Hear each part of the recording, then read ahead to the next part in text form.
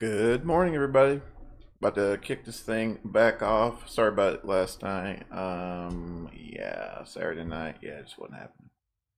But yeah, we're gonna go ahead and finish this trip. And the old Mad Dog hadn't thrown a flight plan in just yet, but hopefully, let's see. There we go.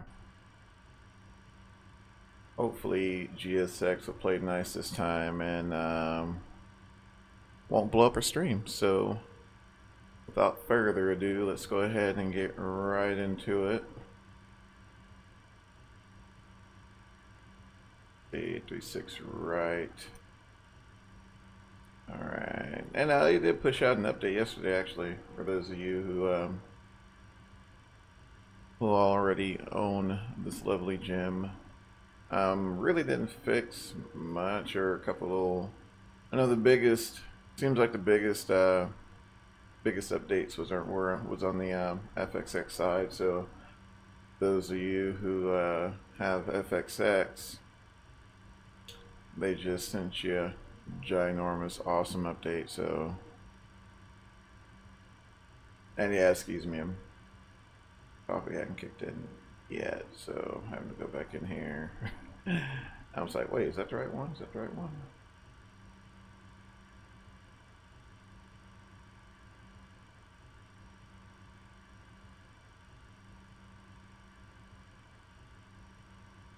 There. Alright, 36 right. Okay, let's see here. Let's go ahead and hey, what's going on, gamer? Long time no see, buddy. Alrighty. Let's see, those of you who are just jumping in the chat, welcome and good morning or good evening or good night, whichever one applies to you. Let's see here. Alright, so ZALEA be our transition for today.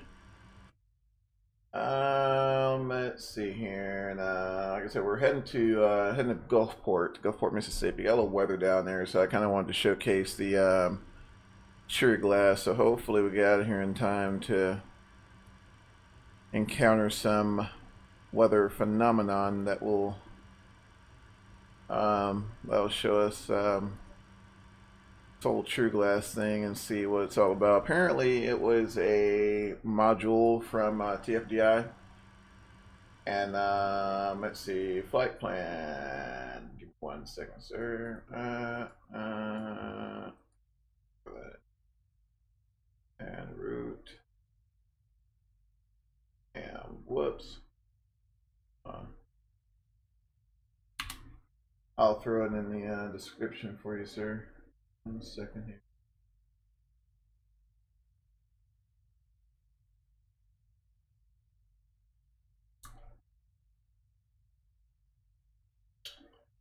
Alrighty. There we go. Bam! In case you guys were wondering, on the description, on the description there, I posted the flight plan down there for you as well. So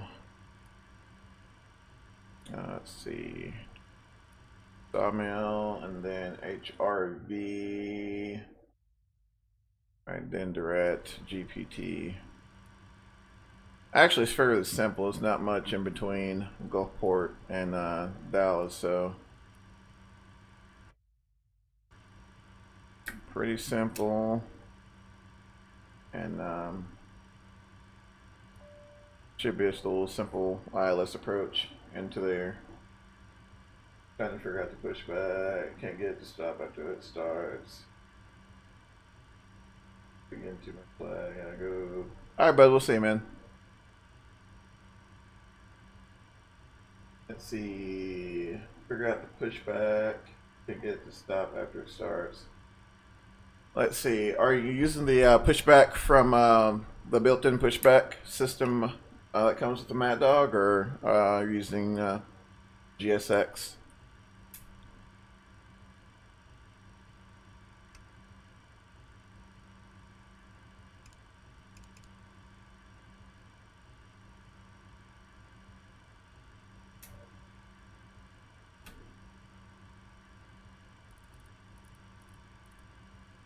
Yep, built in. Okay. I'll tell you what, we'll go through it together and see if we can get it lined up for you. Because personally, I haven't used. I use the one that GSX provides, but we can try it out here. Let me double check something real quick. Let's see, 350. Okay.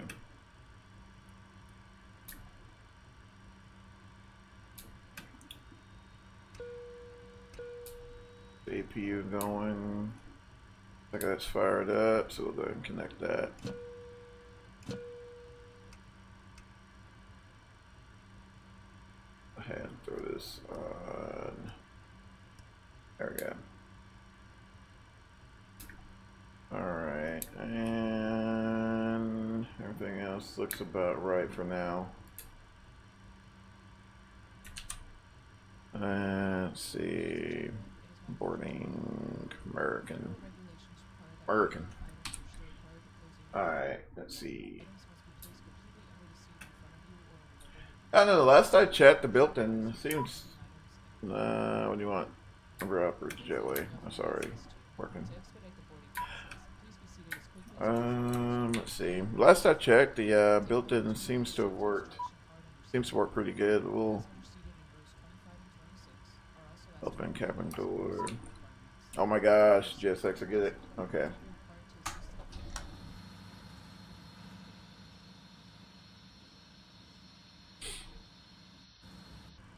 Alright, let's see.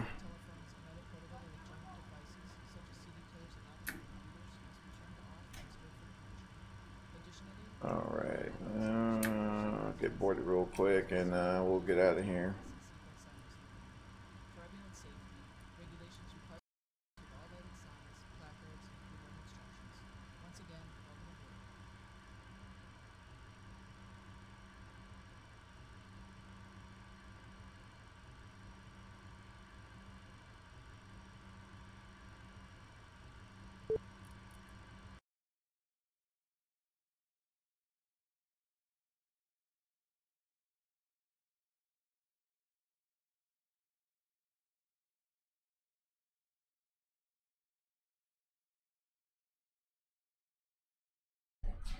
Alright, so here's what we're gonna do. We're just gonna this piece of shit get fucking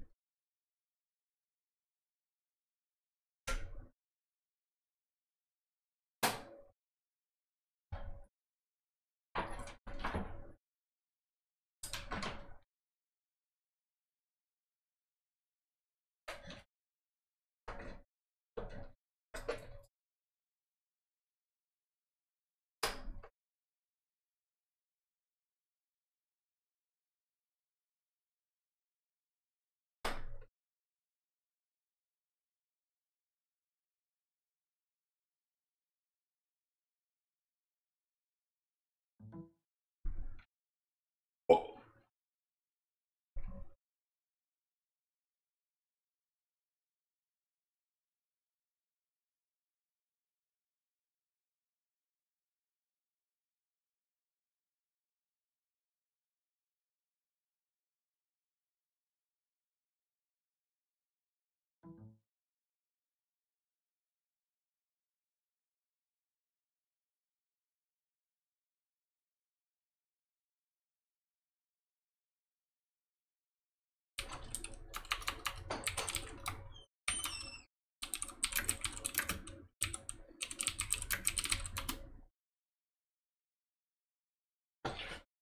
What's up? Would you rather, still make the most essential stuff with us like that, and the rest storage, figure out.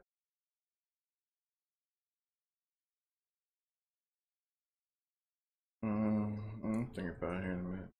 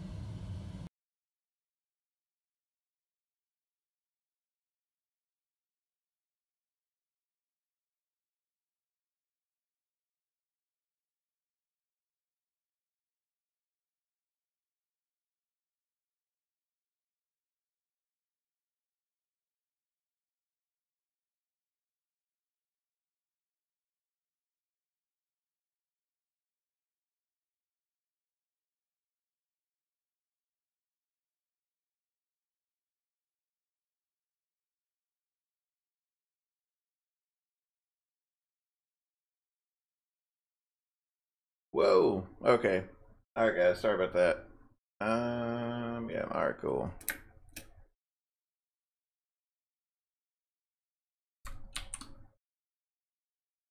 Yeah. Apparently, my broadcasting software decided to close inadvertently. So, whoops. All right. So it's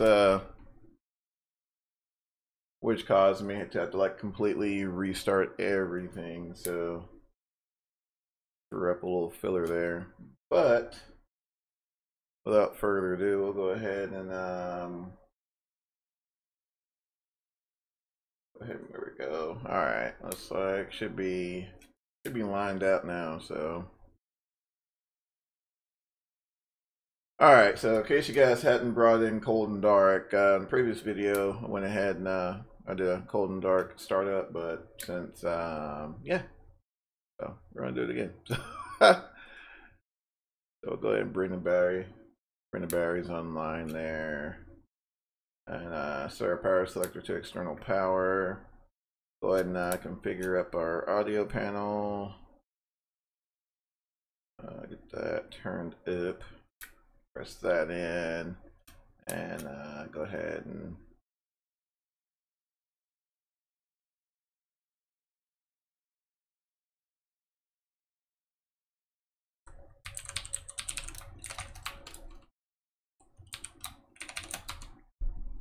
awesome, man. That's great. Yeah, I use GSX. I mean, back when this initially released like years ago,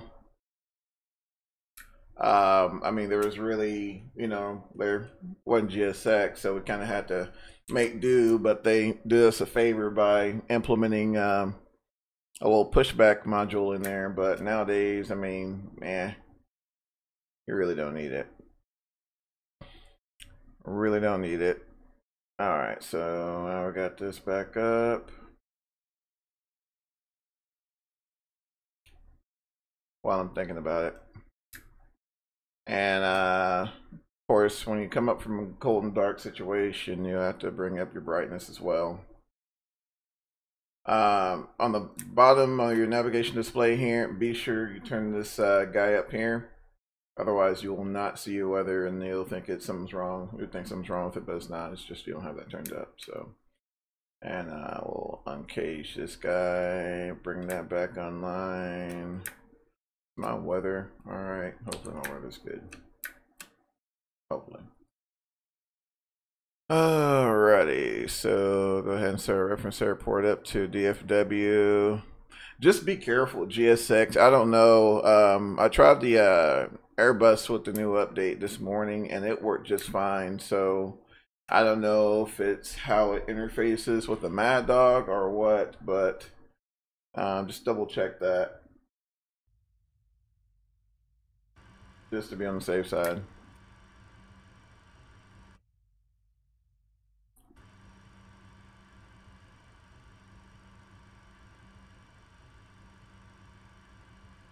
Alright, so I'm gonna set here.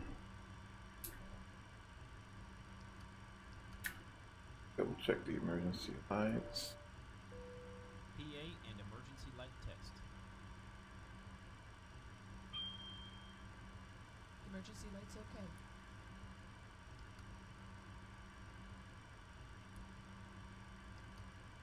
Stand by, set that. No, we're gonna be pretty close to sea level, so I'll go ahead and set that. Let's see, galleon power on, so they'll have some power.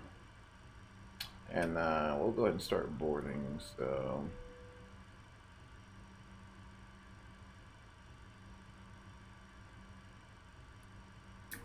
Go ahead and start that process. Oops.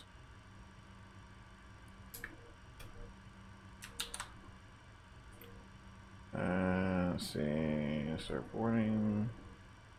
Hopefully it doesn't blow up, because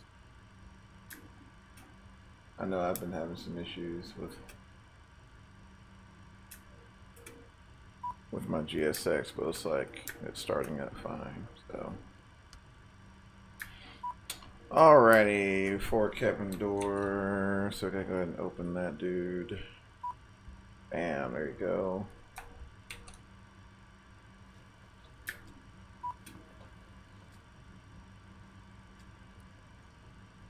And let's see, double check our position.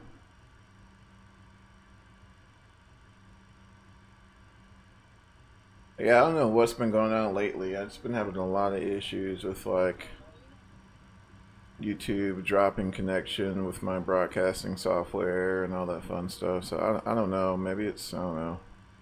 I know we are getting some weather down here, so that may have something to do with it, I suppose. Let's see, 3-6 right.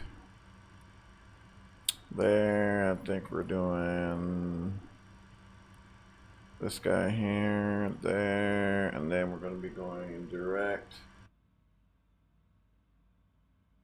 to Sawmill after that. Whoops, won't be a plus sign, so throw Sawmill into there, and then direct Hotel Romeo Victor. Oh, not on, yep, right there. Okay. Next, and then we'll throw Hotel Romeo Victor over here. Then we'll be gonna be shooting the ILS for 3-2. It's actually a pretty nice approach, by the way. Alright, so altitude will be 35,000 feet. 2.5 on the reserve, and the field is calling for 17.3, so we'll need to call the Yes, sir. so 17.3. We'll do 18.5 and call it there.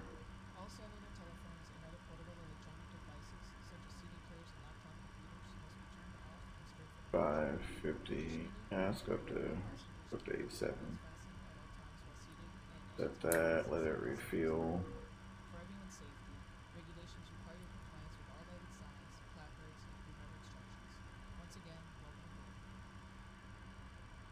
Alrighty, let's see.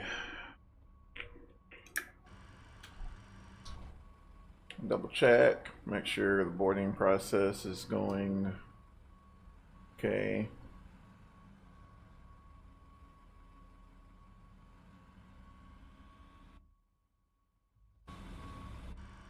It's kind of odd.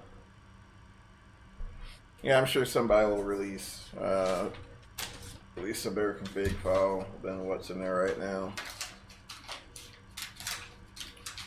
for ground services, so you won't clip the wings and all that fun stuff.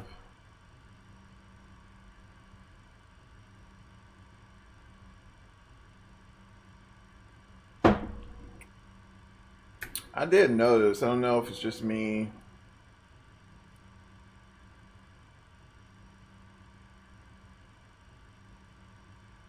Oh, awesome, man.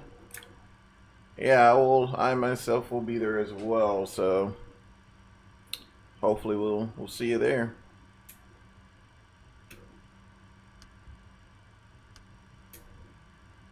Alright, so looks like they're done boarding.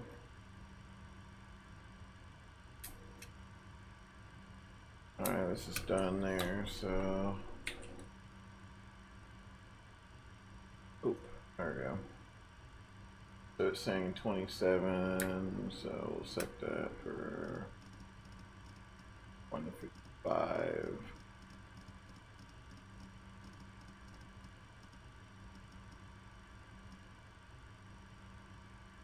Alrighty, got that done. Just waiting for the final count from the flight attendant. While she's doing that, we'll get the APU going and get out of here.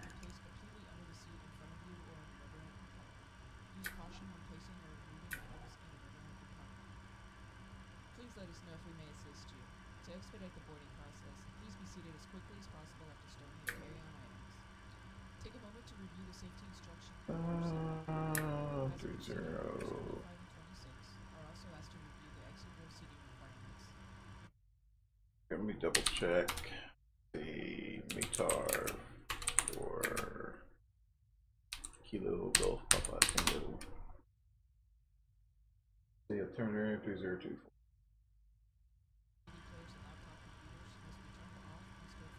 Whoops. One. Alright, so zero fuel weight 109.3 is all I need there. Regulations require compliance with all lighted signs, placards, and crew member instructions. Once again, 109.3. I don't know if a lot of you guys have caught this though, but I did know. I mean, the sounds were already good, even in the old version, but it sounds almost as if he used the same sound. So it kind of makes me wonder if it's taking advantage of some of the latest and greatest that P3D and FXX has to offer compared to when the sounds were initially done. Oh, way back when. I mean, it's not a. I mean, it's. I guess just me being petty, but I mean, it's not really a huge deal, but it'd be kind of nice. I know yesterday when we were running, I heard the sounds didn't sound as, I guess, lively as they should. Let's see. Get there.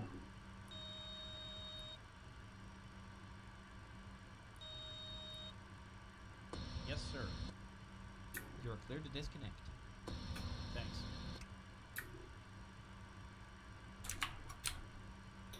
Go ahead and open up these valves.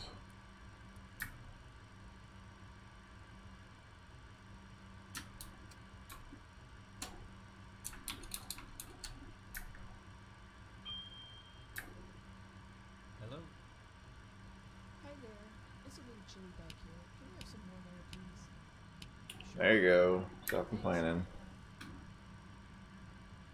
Alright, so pre-flight complete.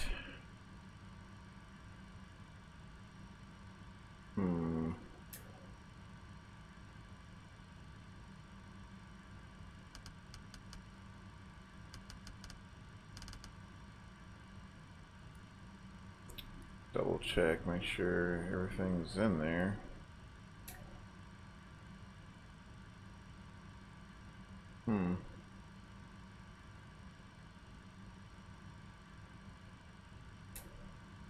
See, throw it in plan mode and see.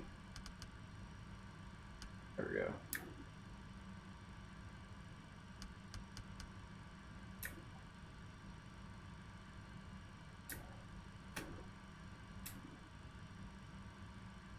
Okay, so let's go ahead and position lights on, collision lights on,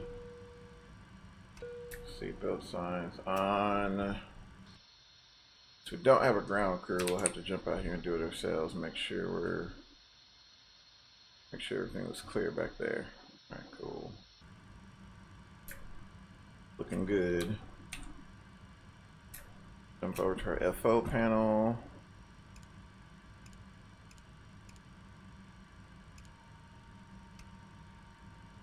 I mean, these can probably be turned on after engine startup, but since we don't have a FO, it'll just be so easy, so much easier if we did it that way. So we'll do that.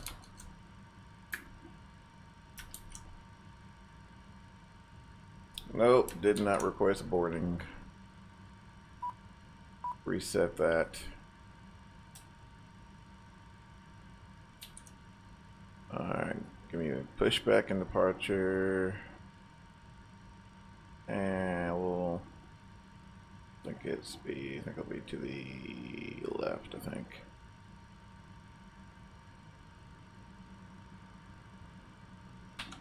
Alrighty, so let's go ahead and request South departure.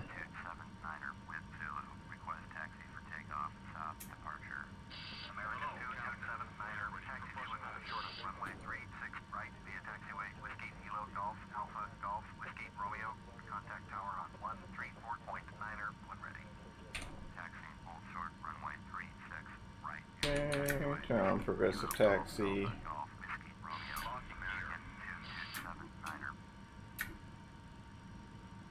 Valves are up. And turn on those pumps. Start pump off. Departure check completed. Flight has been inserted. Release parking brakes. Alright, parking brakes released. Commencing push. All engines clear. Start that wheel. And we'll set the ignition to system B. And go ahead and here start it up.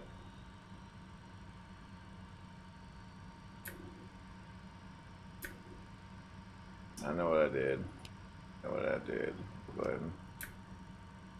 ahead and close that valve, but you see it'll start climbing there. But yeah, that was my goof. I left the packs on, which you would assume one would assume with them being an auto. But that's just me, not knowing the systems on this particular aircraft. But you would assume with them being an auto, they'll automatically close, but they don't. There we go. Now we should get. There we go. I kind of figured once I start getting a delay there, when it hit about 9%, I'm like, let me check this up here. Then you also verify it by your gauge up here. Make sure you got good pneumatic pressure. Shut up. Start engines. Hi there. It's a little chilly back here. Can we have some warm air, please? Sure. Thanks,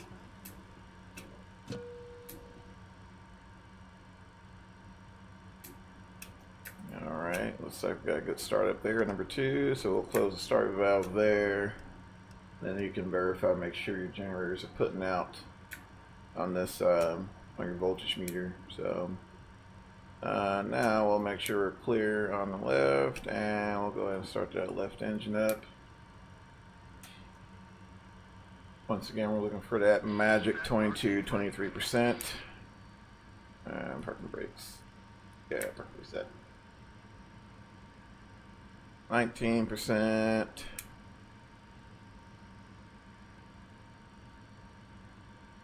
And 23.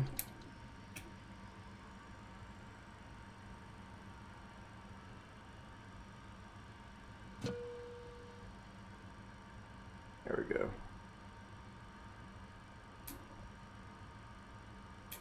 Alright, now we're going to close that start valve up. Throw a guard on there. Right on there, close that. Turn it off. Yaw damper on. Anti-skid on. Got good hydraulic pressure. Everything's set on that side. That's set, that's set. Now we can close our isolation valves there. And we'll go ahead and turn off our APU, left and right bus. Turn off the air supply. Turn off the master. Q switch. Turn on our packs. And yeah, looks like we're all set up there. So we'll go ahead and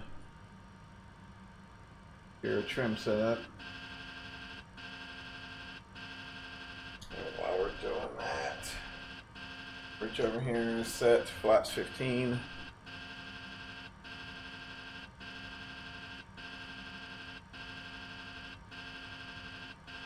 And of course, I'm sure you guys can imagine how easy this will be with 2 people. Let me line that out real quick. Cool. Alright, so I got that set.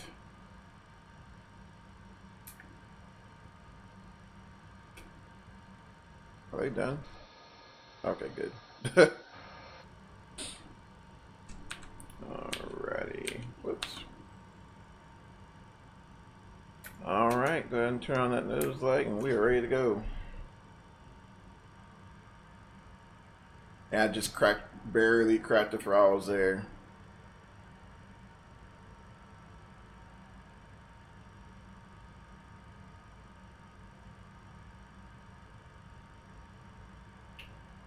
Barely cracked the throttles. I want to leave a little power in on this turn though.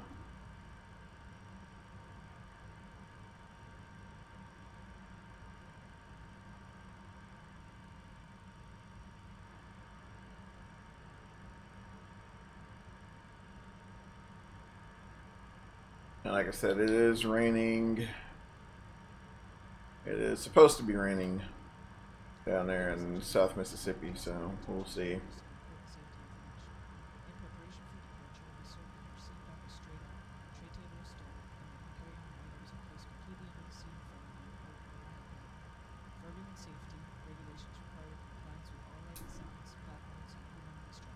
Put them out a little bit. Place the metal fitting into the buckle and adjust the strap so it fits level to across your hips. To release, lift the faceplate of the buckle. Please review the safety Out a little instructions bit. found in the seat back in front of you. It explains the safety features of this aircraft as well as the location and operation of the exits and flotation devices. Your seat cushion serves as an approved flotation device. To remove it, pull up and take it with you to the nearest suitable exit. After exiting the aircraft, place your arms to the straps and lift the cushion to your chest. There are 8 emergency exits aboard the aircraft. 2 door exits at the front of the cabin, 4 overhead exits. Alright, go ahead and crack those throttles again and let it line out a good taxi speed. Alright, I'm get on down here. Freaking Dallas is a huge airport. I just can only imagine dealing with, you know, a bunch of air traffic midday. How long it freaking takes. Actually, I do know because I travel through there quite often, and it's freaking. Some of the taxi times are horrendous. Maximum times I think we've sat 20-30 minutes in line waiting. You know, and at that point you might as well just go ahead and turn off an engine just to save fuel because it's freaking hold times are so bloody long. So ridiculously long.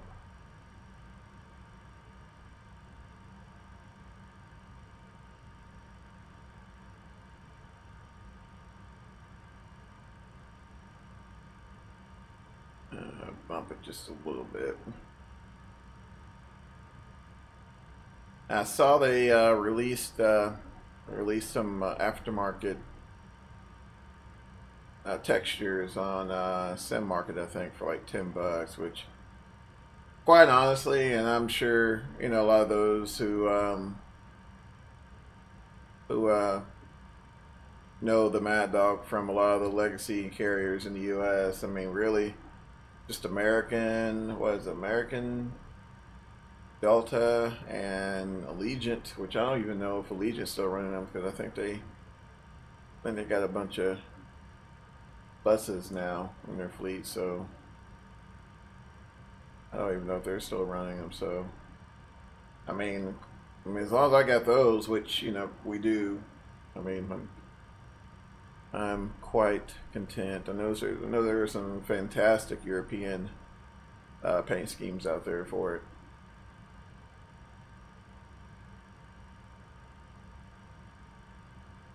So definitely worth a look-see.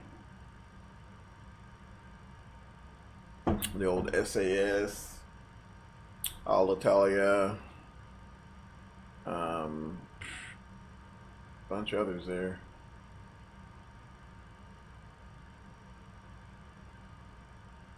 Oh shoot, Mr. Woods, I'm sorry. Did I weren't we supposed to use the default pushback method there? I completely forgot, sir. I want to say I'll have to dig back through the manuals, but I want to say that either you have to initiate the stop or something. Either you set the distance or you initiate the stop using like the using your brakes or something like that. I can't remember. It's been literally over 5 years since since I've last flown this thing.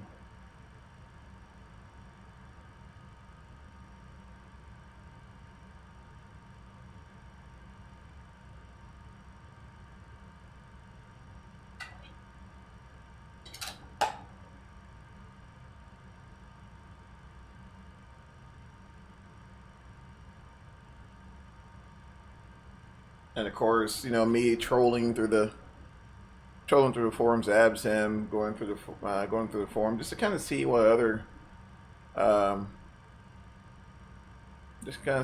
people are, what their thoughts on, and you know, there were some complaints about basically it's just rehashed version of the rehashed FS9 version, which I mean honestly are really other than you know, other than, you know, graphic related issues, I mean, there really wasn't much else you could do to it. I mean, you know, maybe tighten up, you know, some flight dynamic issues here and there, but I mean, for the most part, I mean, the thing was good back then, so. And I mean, I've seen the default VC that this thing came with years ago, and it looks nothing like what it did before, so.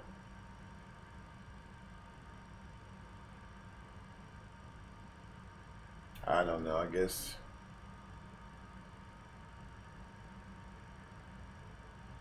Don't do a try break, it would not stop. Oh man. Oh man.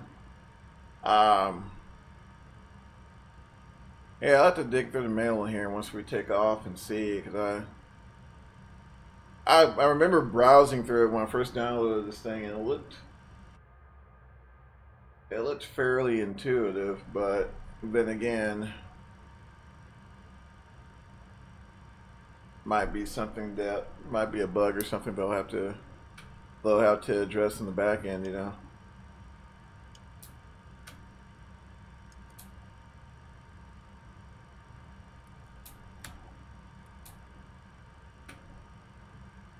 Sure, we got everything configured up appropriately. We're a little behind schedule, but should be fine.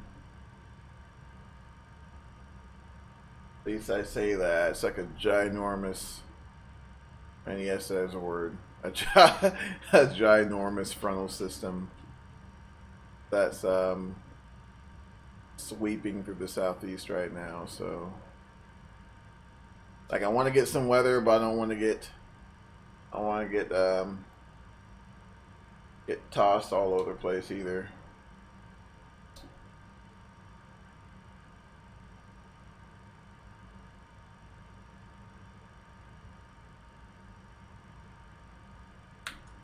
See if we can go ahead and start getting our clearance. I really don't want to bring this thing to a stop. DFW Tower, American 2279er at runway 36, right, ready for takeoff. South departure. American 2279er cleared for takeoff, runway 36, right departure to the south, approved. Alright, got the departure clearance there. Runway 36.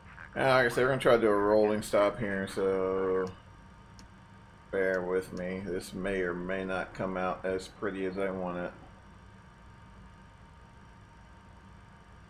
Maybe, but I doubt it.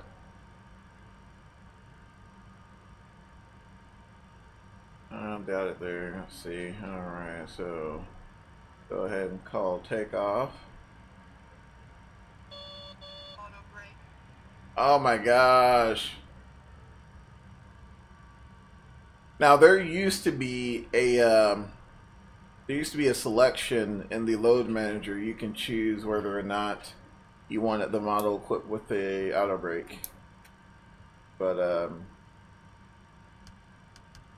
I couldn't find it. So well, I mean, it's great that it's there, but still. All right, try this thing again.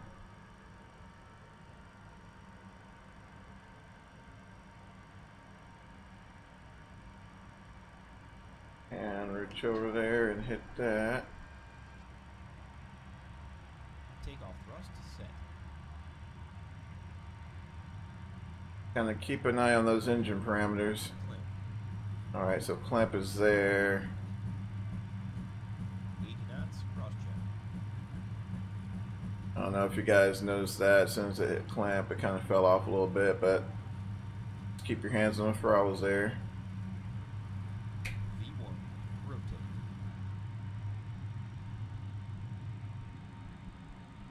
Alrighty. I'll call gear up.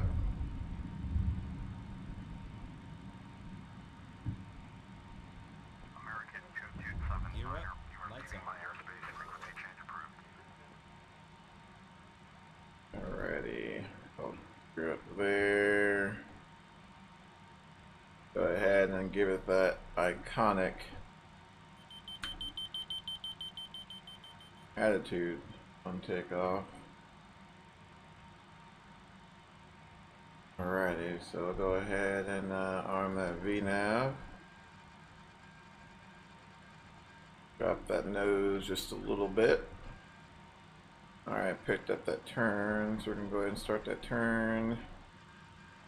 A little trim to help me out.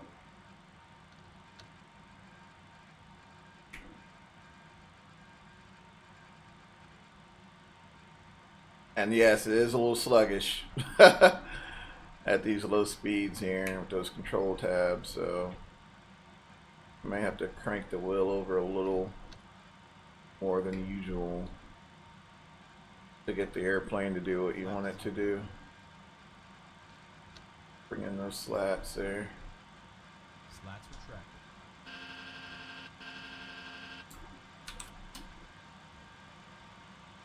All right, now at this point, you know we'd be in the middle of the climb checklist. So those of you who have like 4 multiple appendages, you can jump over to the other side of the flight deck and try to do it here real quick and turn off. All right, bring your hydraulics to low. Actually, while we're at it, we'll go ahead and engage auto and set our climb thrust. Bring your hydraulic pumps to low and your auxiliary and transfer pump to off.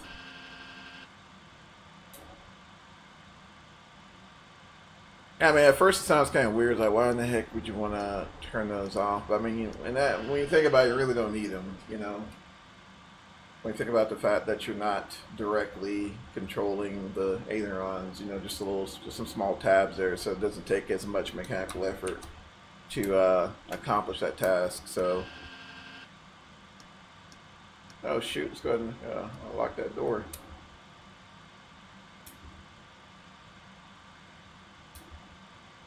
As we make a beeline out Dallas there. And let's see, what is that? We're heading east. So it looks like that is, it's like maybe that's 635, I'm not sure. But it might be, so we just got off from Dallas, heading south, so that might be 20 they were passing.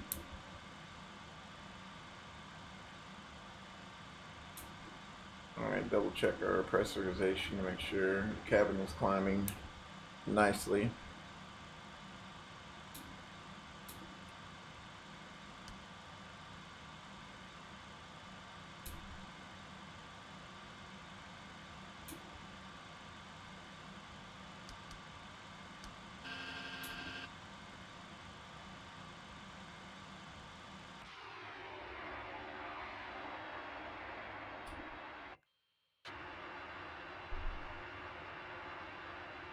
Another wing view there.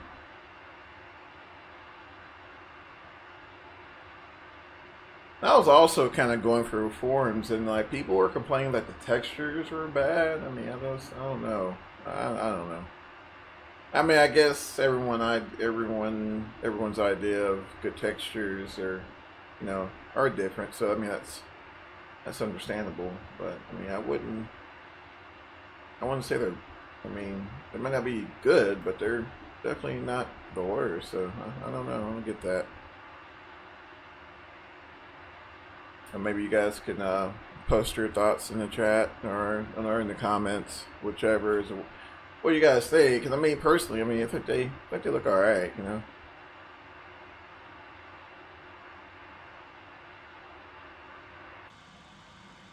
Definitely not the worst. So, all right, let's go ahead and turn off our seatbelt signs there.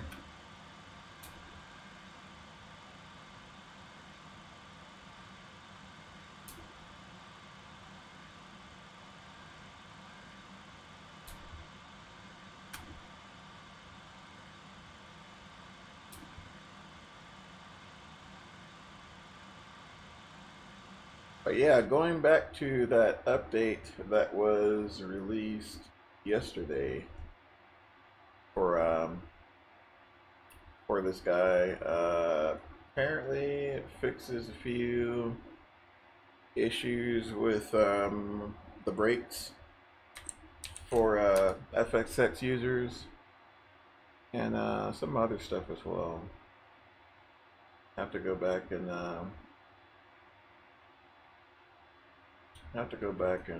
look at it and see.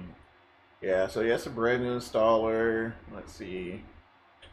Fixes the load manager for some people, brake stuck issue, and added the option to disable real light, which I did see that. And some other minor changes they decided not to include specifics on. Yeah, I don't have any problems with the texture either. I mean, they look perfectly fine to me. I mean, at the end of the day, you know, as long as it provides an accurate rendition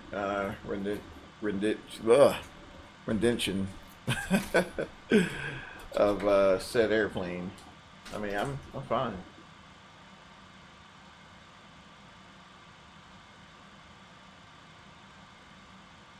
I am perfectly fine.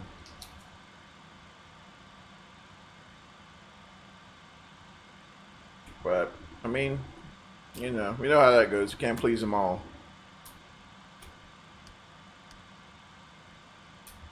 I mean, now if it's warranted, I mean, yeah, I get it, but I mean, I don't know.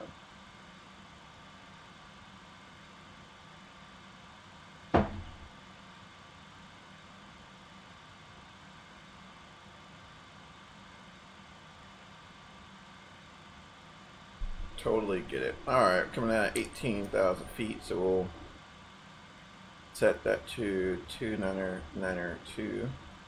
And product page, yeah, okay, so yeah, I got a decent little tailwind, 65 knots. Hopefully that'll increase once we get a little more altitude. One thing, you know, I mean, there is a lot of upsides to the actual aircraft, but one thing that you'll probably notice is that our vertical speed isn't as high as one would imagine in like a Boeing, you know, one of the newer Boeings or an Airbus or something like that. She isn't the best climber. Excuse me. By no stretch of imagination, but I mean, it's not the worst, but she's not the best.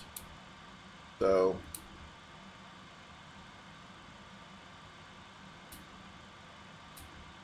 that is a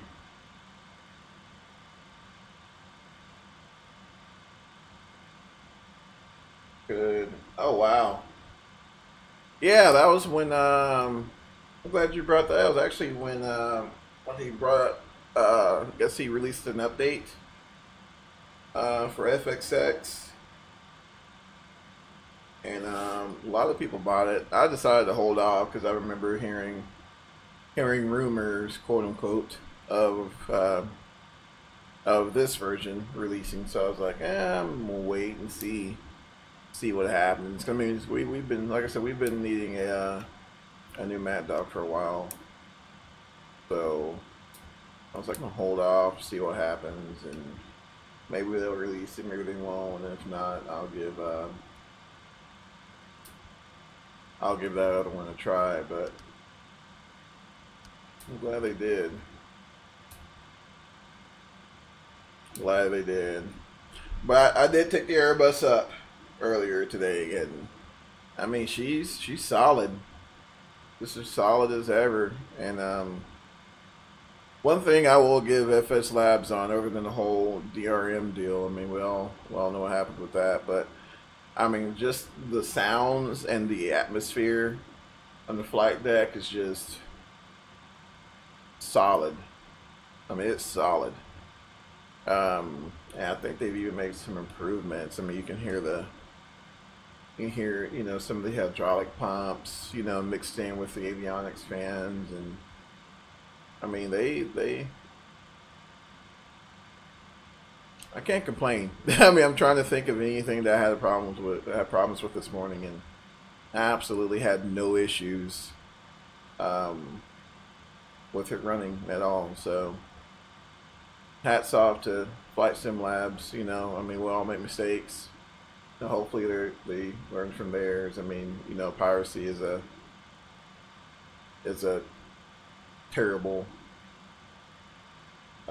terrible thing, and you know, it does hurt a lot of developers. I mean, actually some developers have gotten out of the game just for that, you know, for that reason. But you know, to throw malware on folks' computers, that's kind of, I mean, I'm gonna be honest with you, I really don't care. I mean, that's just me, because I mean, I don't really have anything, you know, I really don't do much. How much is this? Is bam. It's posted there in the link there, sir, and it should take you directly to that page there. And I believe, looking at it now, here's the deal with the Airbus. It is expensive, but it will probably be the last A320 you will ever buy.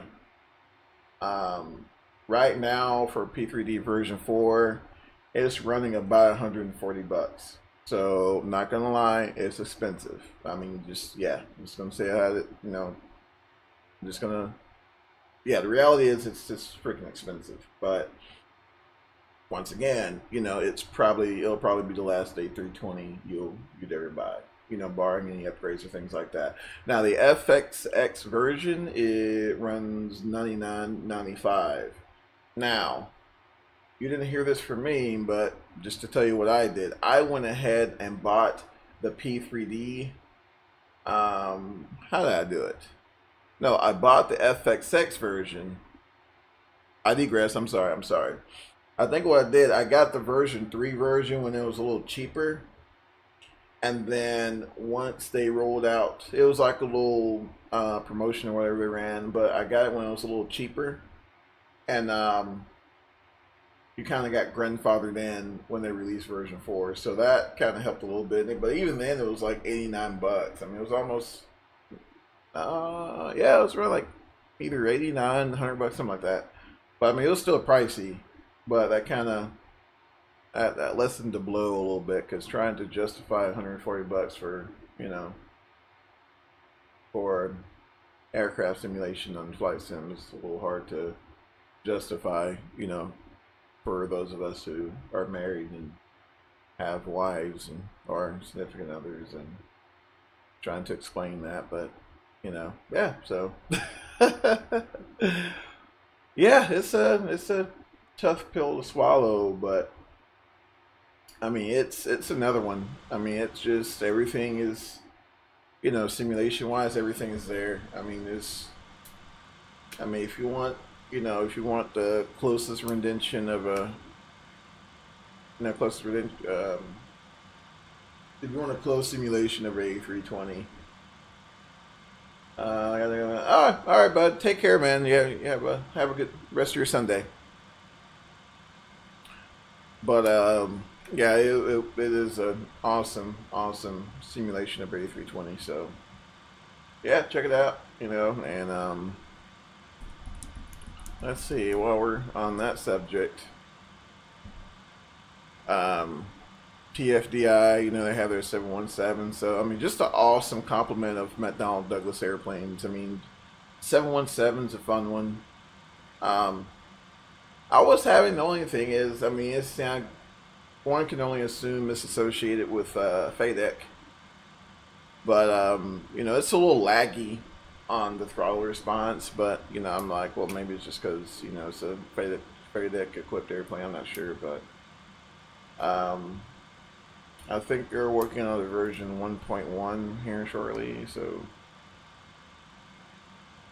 maybe that'll fix a lot of the issues that people, including myself, was experiencing with the whole throttle response thing. But I mean, other than that, I mean, and then in actuality, they are the ones who came out with the true glass and the real light, so.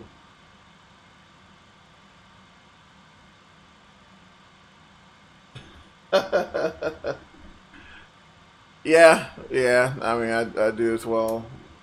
I do as well, sir. It never fails. I'll either get an appearance from the wife or from the kids, or you know, sometimes both.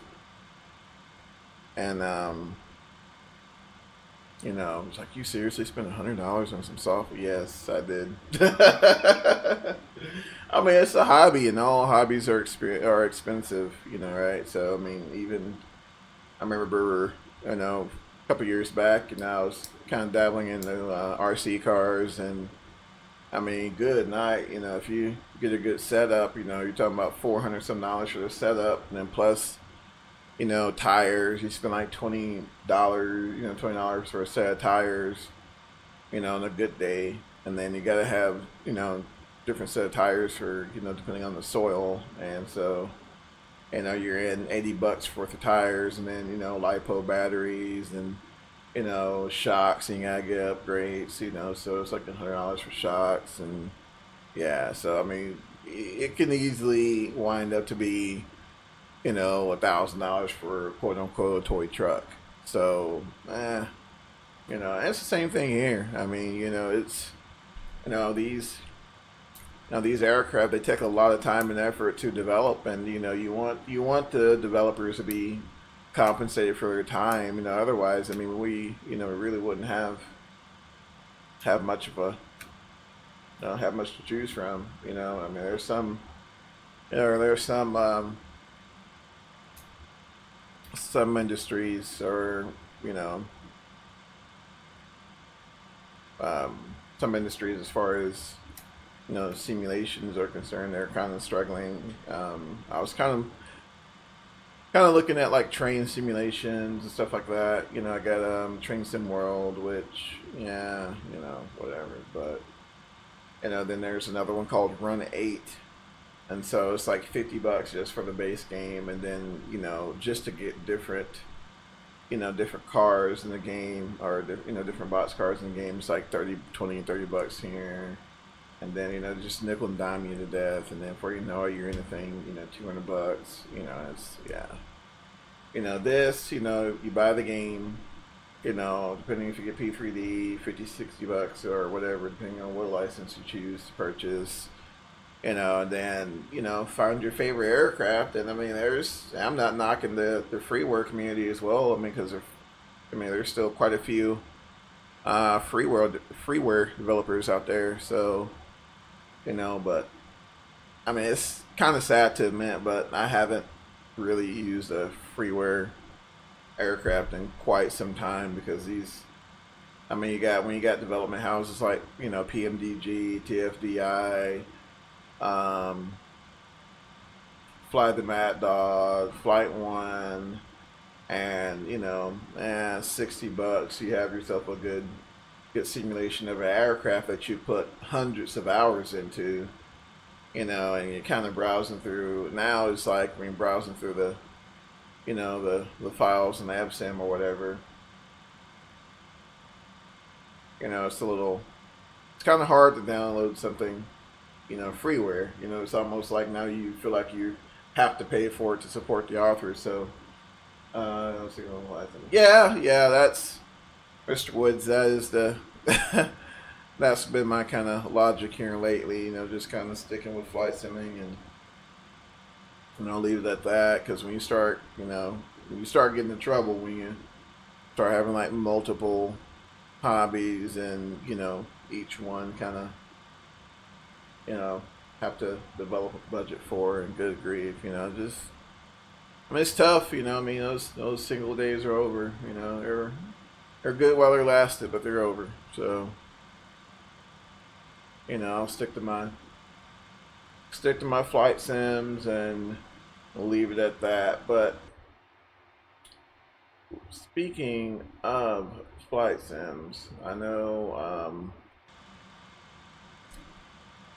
there's been several that have been released lately, and Orbix, they've actually been getting involved in developing some scenery for, I think it's Aerofly, I think, and then Flight Sim World, I believe. So I mean,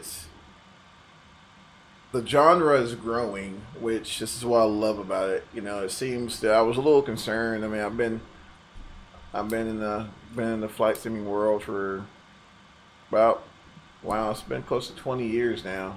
Man, I feel old. It's close to 20 years now, and you know, there have been times I was a little concerned, like, man, you know, maybe this hobby is dying. But I mean, it's alive and well, and I mean, I think that's awesome. It's like every year. I mean, there um, seems to be some new addition, or you know, a new development team getting into the game, and I mean, just awesome, you know. So maybe one day we'll have someone throw out a good Embraer 145 or 135 for us, and man, I mean, there's always an airplane that, you know, man, hope somebody works on designing that. But you know, we kind of we're at 350 now, but you know, I think, you know, developers are starting to kind of touch more facets other than like the normal Boeing, you know, normal Boeings and your other common aircraft types, you know. So, you know, hopefully they can start kind of digging into Embraer a little more, you know, because I would love to see like an Embraer, you know, more regional jets to hit those airports, you know, not a lot of people think about, you know. So, you know, curious to see what happens the rest of this year. So we shall see. We shall see. It's definitely exciting times. And then Flight SimCon, you know, I mean, Lord knows what's going to happen in Flight SimCon. So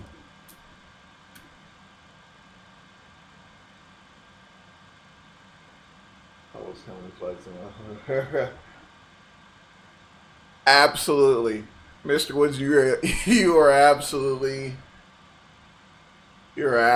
correct. That probably will be as close as it will ever get to me, and it's sad. I mean, it's sad to say, but yeah, it's as close as it'll ever get to Mississippi. So I think we're gonna see pretty much. It's gonna be a good turnout of us Southerners, you know, especially from like the Southeast, you know, Alabama, Mississippi, Florida, making the exodus to Flight SimCon. So I'm definitely looking forward to. I've already took out vacation for it, so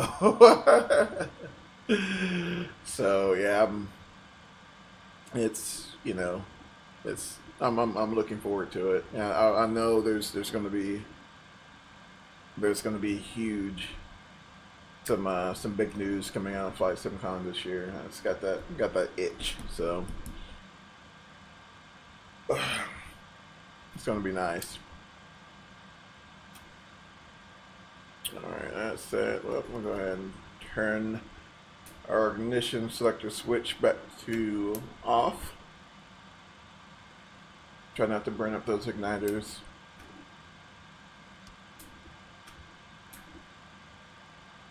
So it looks like we're getting close to ZALEA. And then we'll hit the old sawmill, which, where is SWB? I should know this because I fly this like all the freaking time. Sawmill navigate. SWB, let's see here. That's sad. I should totally. Oh, Winfield, Louisiana. Okay.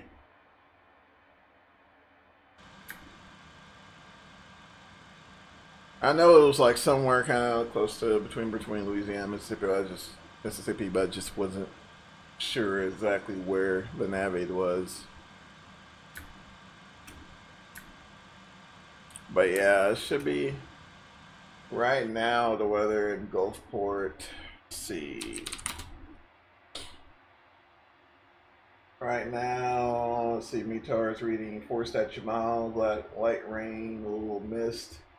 PU at 3,700 and overcast at 4,800. So winds are coming pretty much out of the northeast. So yeah, it's going to be favoring. It's going to be favoring 3-2 for sure, which is kind of nice because it kind of brings 3-2 brings you, you know, over the coast, and you can kind of get a nice view from of the beach from there, which the Orbix vector scenery and Orbix global definitely adds to the immersion. Because I tried the photo reel, but it looked just way too. I mean, it was accurate, and of course it's, you know, photo reel scenery, but it just seemed a little flat to me. But I tried. This was, I think it was last Christmas. I got the Orbix Vector, the Orbix Global, and the Orbix, I think it's like LC or something, the land class. There we go.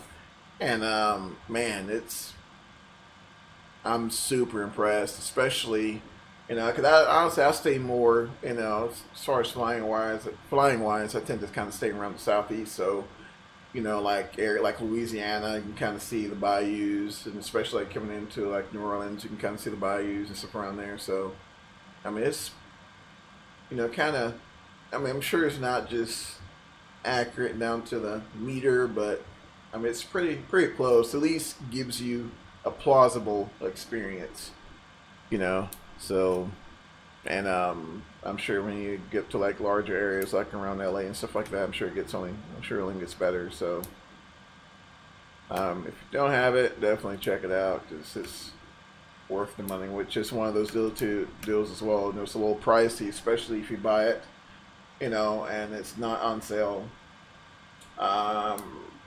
Frame rate hit.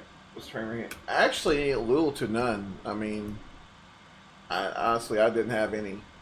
And quite to be honest with you, it seemed like it got better. I mean, that's just, I mean, it's kind of, you know, you wouldn't imagine it, but, I mean, to me, it seems to be a little more optimized. But I have read even on the lower spec machines, I mean, the frame rate hit is honestly minimal. So, and it gives you the option as far as like, you know, the texture resolution. So I mean, even if you have a lower spec machine, you know, I would highly recommend checking it out because it just adds, I mean, it just adds just a completely different side to flight simming, you know. So like even around the Jackson area, you know, you can see Ross Burnett, which you can see before, but kind of it shapes it correctly, I guess, if that makes sense. And like all the I think there's a lake pretty close to I think Jeff Davis. You can see Jeff Davis down there.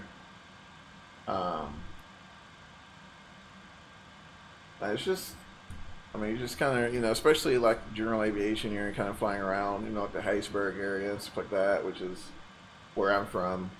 And I mean, just everything's there. You know, you can kind of see where USM's supposed to be placed, and yeah, it's awesome. Awesome, definitely worth the buy.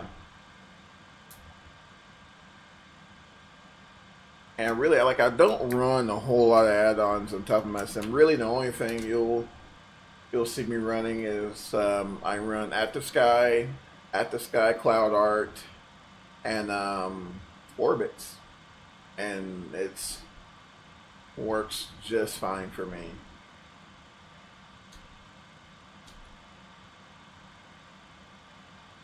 Ooh, excuse me. Like we're about 217 miles out, give or take, so 504 knot ground speed. So we shouldn't be too long, too terribly much longer in getting there.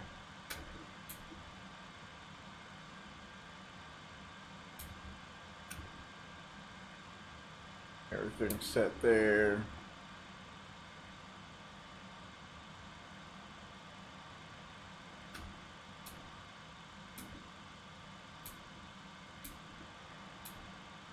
No, there's more circuit breakers back there, but I don't think, honestly, I mean, I'm happy these work. Not that, you know, you'd really ever want to use them unless you're practicing, you know, emergency procedures or something like that, but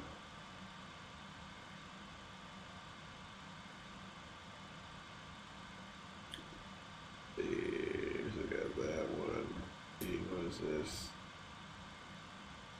air conditioning, regular valve, ADF. Let's pull this one.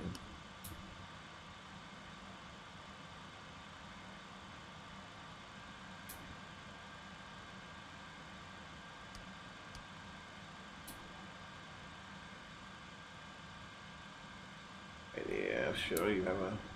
Can't even think of an NDB anymore to use it. Which realistically, you could leave that ADF relay off because I don't. I mean, I think either they have.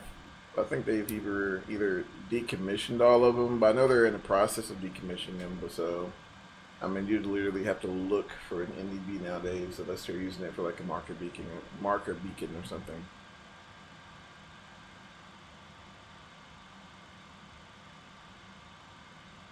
I know back in the day, shooting those NDB approaches. I mean, VORs, no sweat. ILS approaches, no sweat. Freaking NDB, just like, oh my gosh, man, it's just. I swear you felt like you jumped on a time machine and jumped back to World War II. And you just got this little pointer and trying to wait for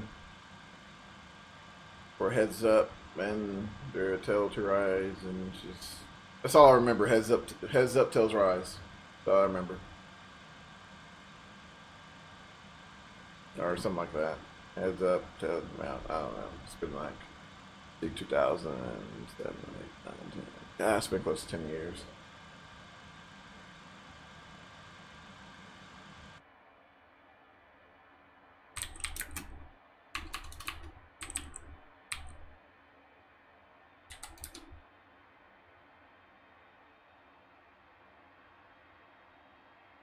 Yeah, I don't even think anyone uses that anymore.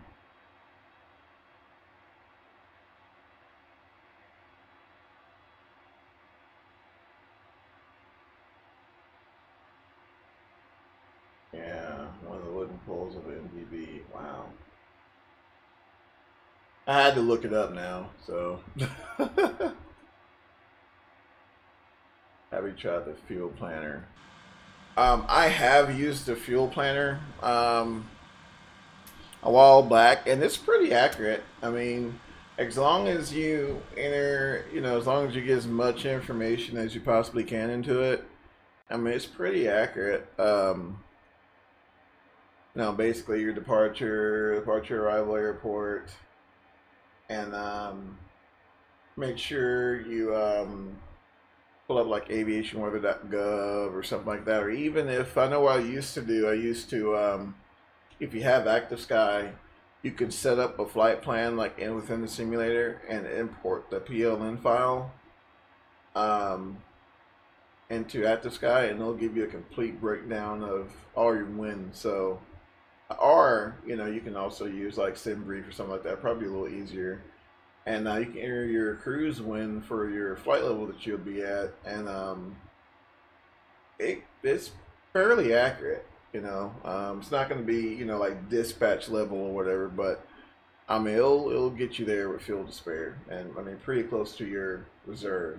So I mean, I'd trust it. You know, take a look at it and like I said, make sure you enter as accurate as enter your data as accurately as possible. And it's pretty good. Actually, that was all I used. Like if I ran this, that's all I'd use is built-in fuel planner.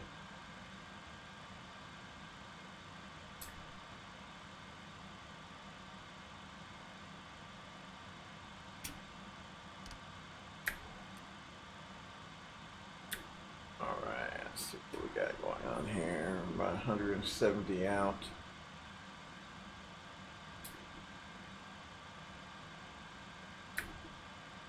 I'll tell you what I'm going to do. We're going to go ahead and start walking it down. We'll go ahead and hit, go ahead and shoot for 210. I wonder if this is like, there we go. So that and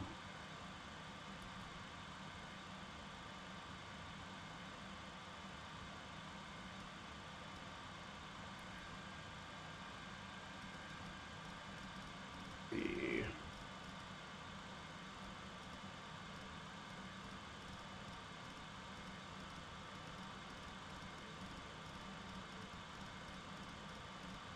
we'll try open mic where we at now. Should be at 0.71, so we'll do like 0.70. You know, we're just not gonna I don't halfway trust that, so we'll just go ahead and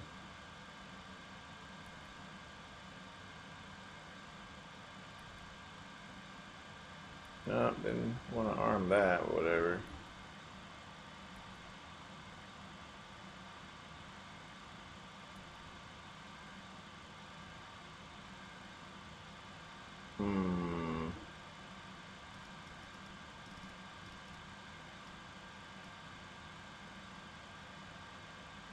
And of course you can see the old school oil throttle like overcompensating, like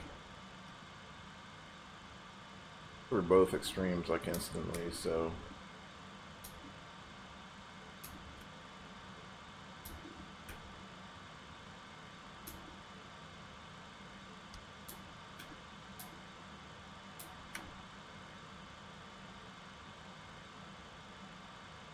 start a little step down there to flight level 210.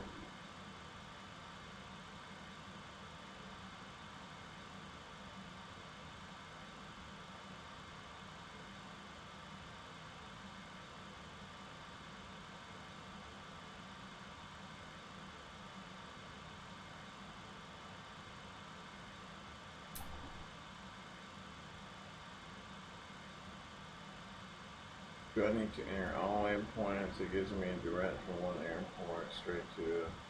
Guess I'll use them. Yeah, that's normally, you can do it actually either way. Let's see here. Will it let me manipulate this at all? Route. Yeah, you can actually do it either way. If you're doing a longer route and you're using jet routes, you can do like your, like for example, you can do like your via J39 or whatever it may be. If it's giving you a jetway, just type in the jetway all the way to the last waypoint of that jetway, if that makes sense. Honestly, I would highly recommend using SimBrief. That way, you can just pull up just the routing and just go based off the routing. So just enter your, you know, departure procedure to the transition, and then direct to wherever, you know, waypoint it may be, or, you know, jetway to whatever waypoint that is, and then so on and so forth. But no, don't, you know, you don't have to sit there and enter 80 waypoints, you know.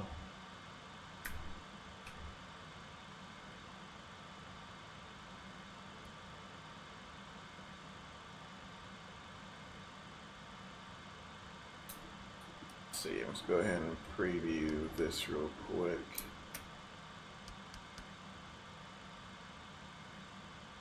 So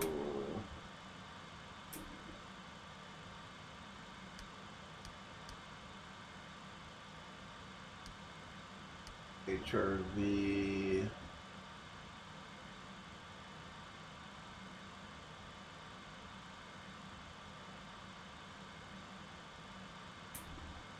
Alrighty.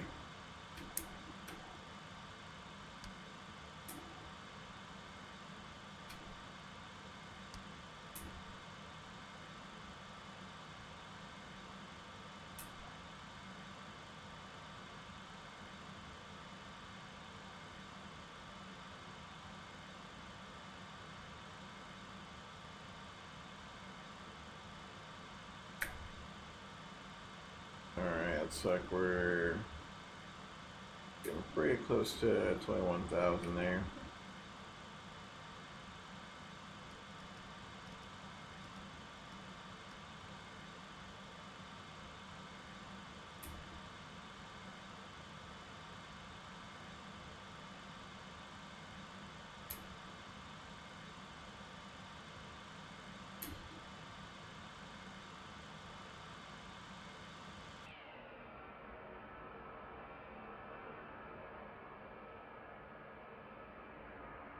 Outside view.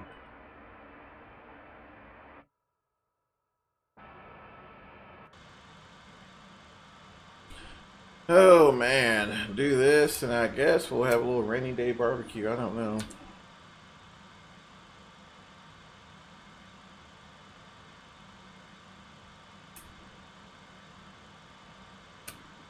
I'm actually in Mississippi right now at my other house here at the moment, so I'm enjoying some of this fine, lovely gray Mississippi weather.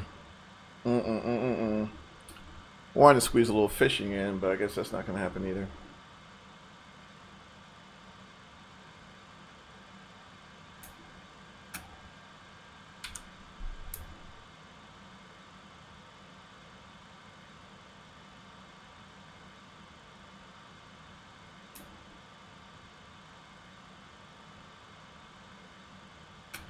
Alright, and while I'm just sitting here not doing anything, how about we just go ahead and brief that approach? That'd be nice, huh? So let's go ahead and, like I said, we know the weather there. It's going to be around, it's going to be a little rain, a little mist. Let's see, so altimeter be 3014, so we'll go ahead and program this right there. There we go.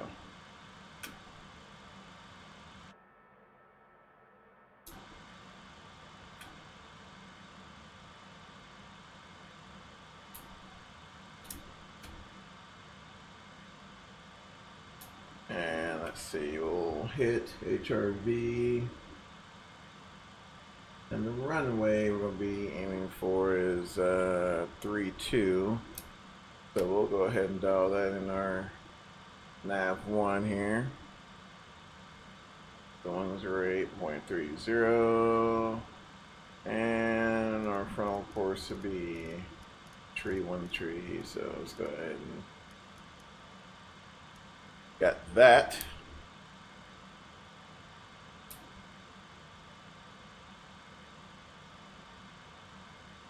Throw up our progress page, just like we're about 111 miles out, so that's about right.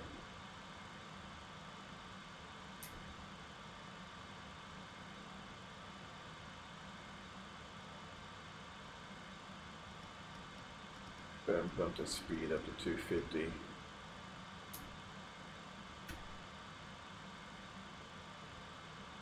Still got plenty of time before we descend below 10,000, so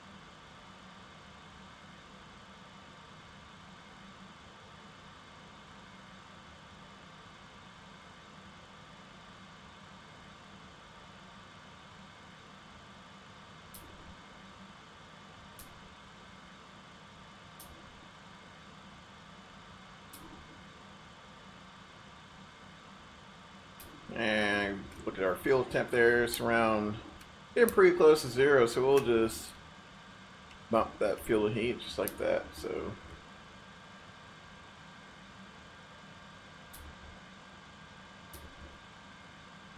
actually, that left engine was literally at 0, so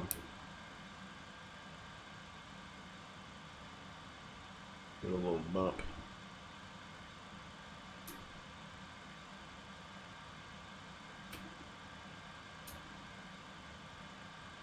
Our pressurization rule there working. And it's so simple. I mean, all that does is control a valve in the back. So, I mean, worst come to worst, you can just flip this guy up here and run that yourself. You know, if you got in the pinch. But once again, that'll be much easier with a FO sitting there. Alright, so it looks like we're lined out right there at 21,000.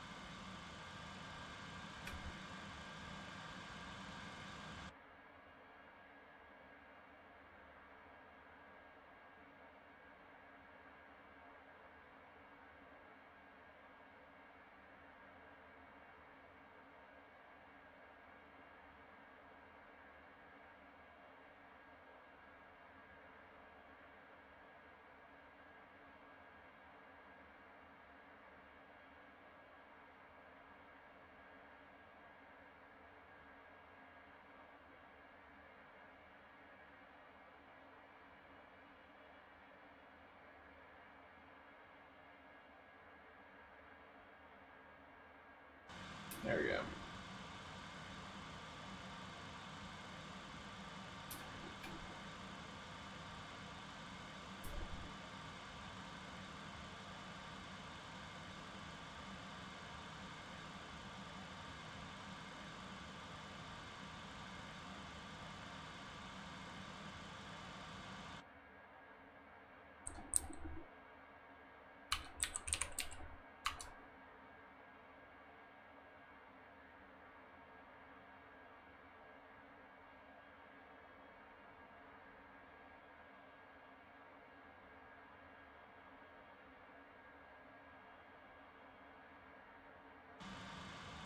Alright, so we're getting pretty close here to our descent point, so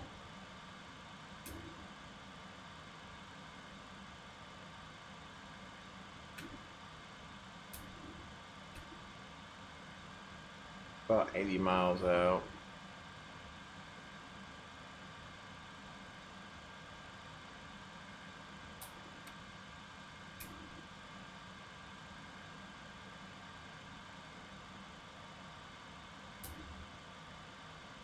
So we'll go ahead and walk it down to about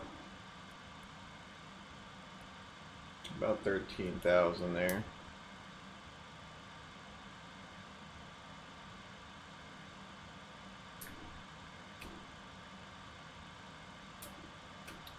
Go ahead and roll that vertical speed.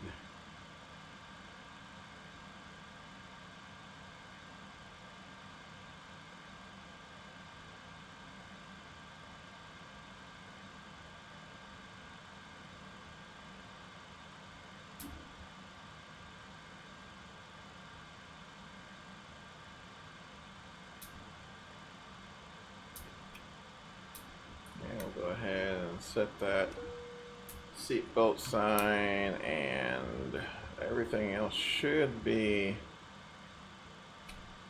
about how we want it. Just our angle there for our radar.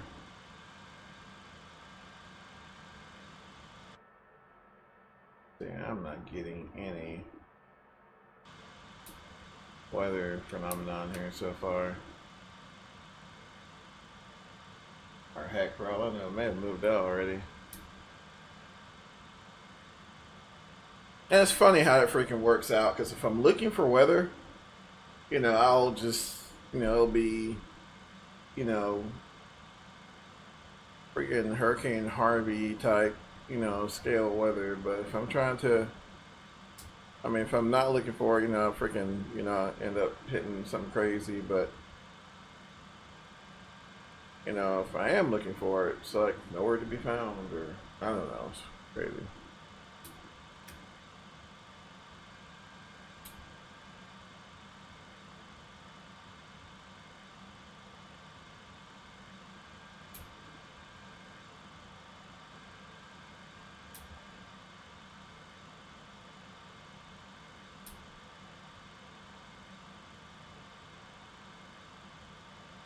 Alright, getting close to 18,000 feet.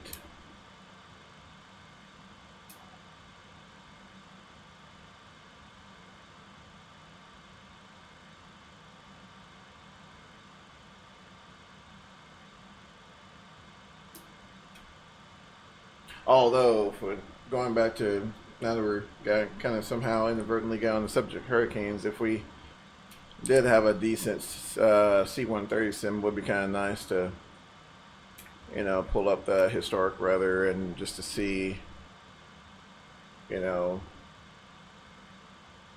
to see what it would be like to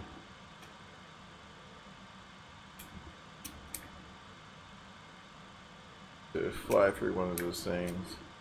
I mean, I've heard of people flying through them, but it's just like a bunch of, I mean, which I guess that's kind of all it is, a bunch of thunderstorms. But then also, I'm sure it's pretty difficult to simulate an active hurricane. I'm not sure. I don't know. Could be. I mean, I don't know. I don't know. Rambling at the moment.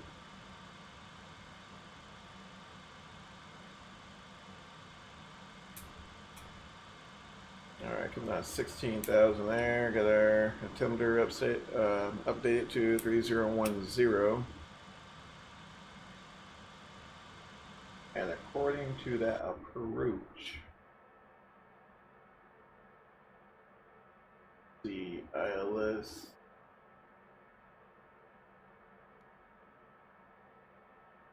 and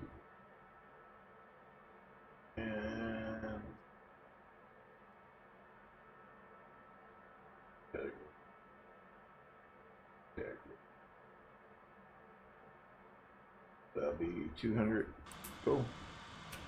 We'll set that bad boy, our decision height, to 200 feet.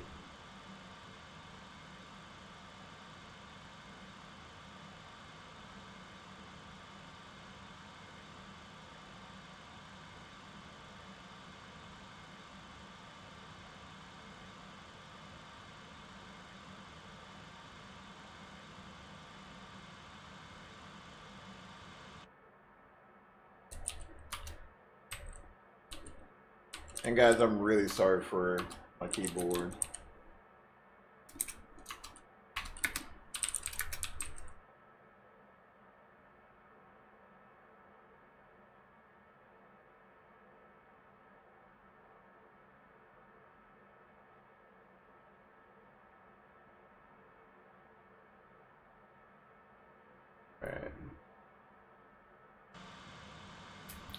Alright, looks like we're getting down to going through 14.3 for 13. But I'm not sure if you guys heard me mention categories, which I'm sure most of you guys are already familiar. On your approach plates, depending on your approach speeds, places you in a particular category. So just make sure that you're aware of what category your equipment is in, so you can choose the most accurate, so you can make an accurate decision as far as your MD-80 and all that fun stuff. So.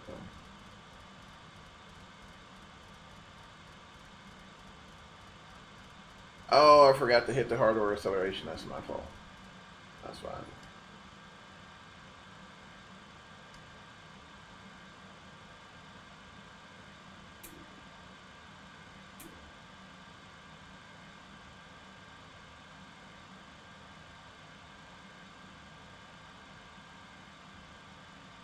About 39 miles from GPT.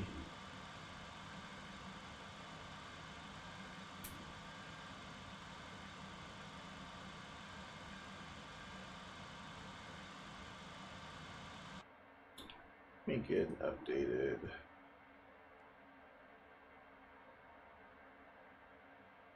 So I guess there's some showers off and on. I don't know. Still says light rain, so maybe perhaps we'll hit it when we get closer.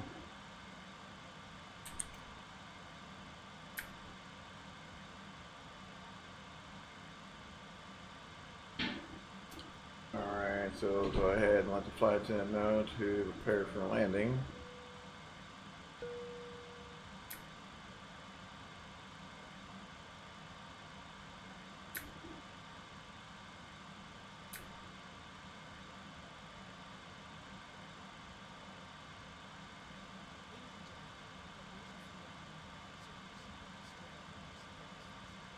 So it looks like our final approach fix will be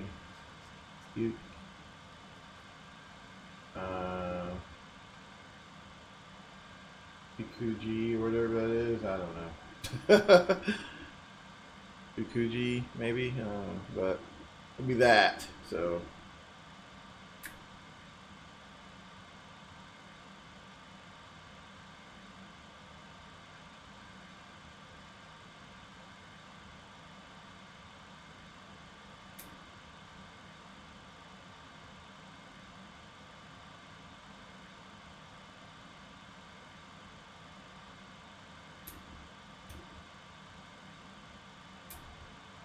Alrighty.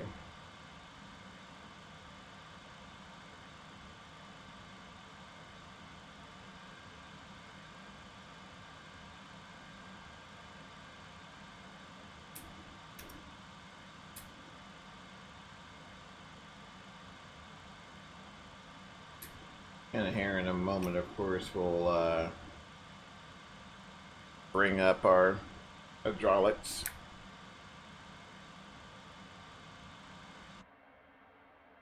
In a moment there right now.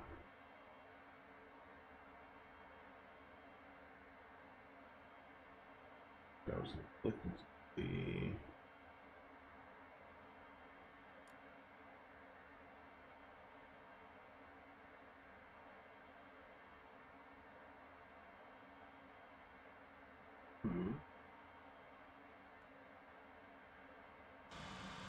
Alright, so we're on our descent, so we'll go ahead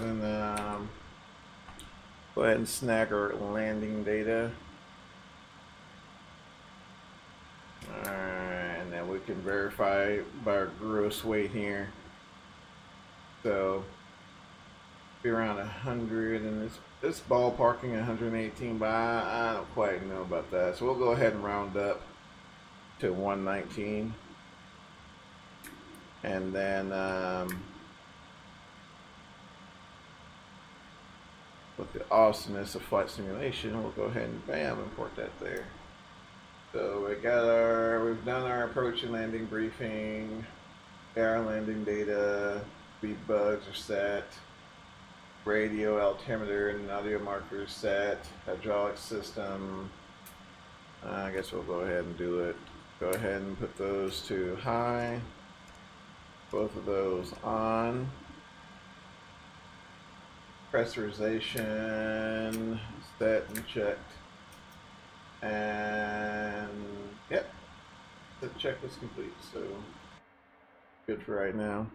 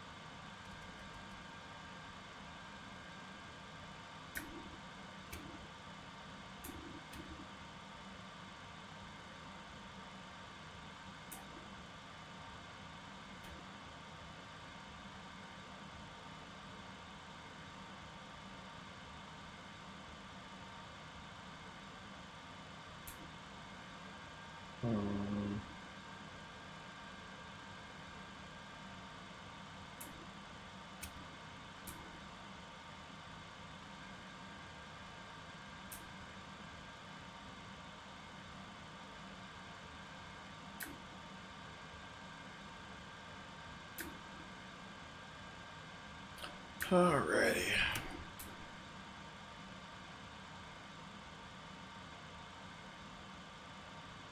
Yeah, sorry guys, just kind of looking. Just want to.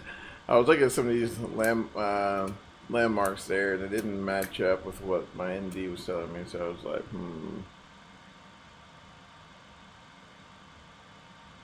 It's like maybe I'm off.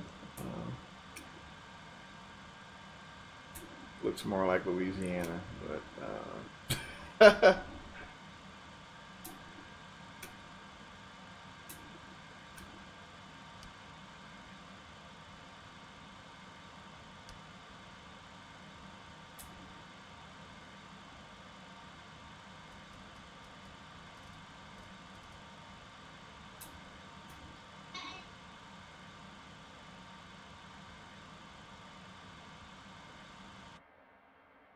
Alright, let's.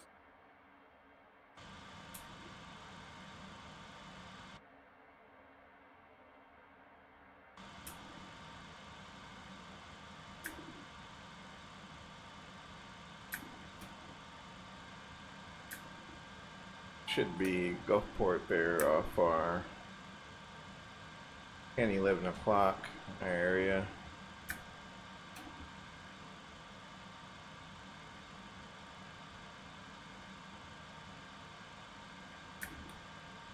Go ahead and bring this guy to 240, and we'll go ahead and set it for about 6,000 feet.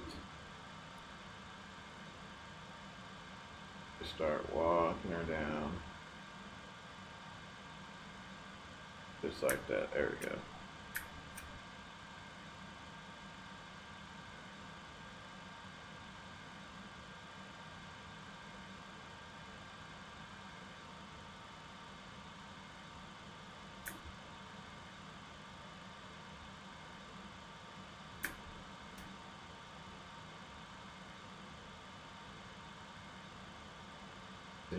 Show it should be about 6,000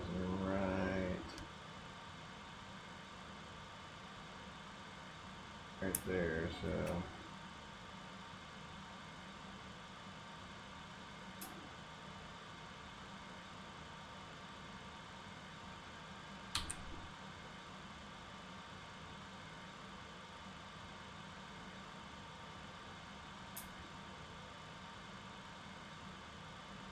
actuality, once we get a little further out, we can do a we just do a direct to our final approach fix, and that should get us about where we want to be.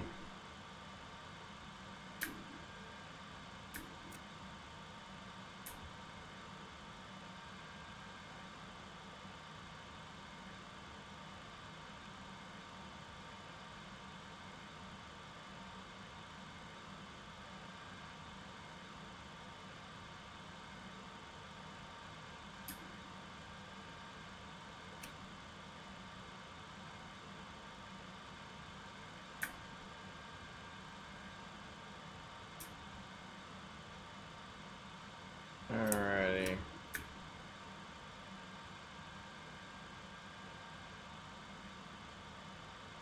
Jump over here into our performance. Box 28, 133. Yeah, it matches up.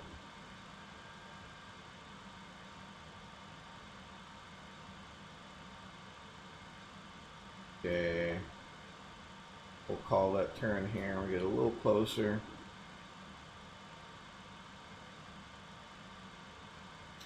Try not to make it a direct 90. Try to kind of lessen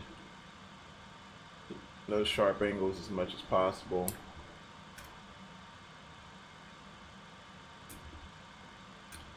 Try to at least go to the next page. So it should be our final approach Which should be 2,000 feet. Should be there, so.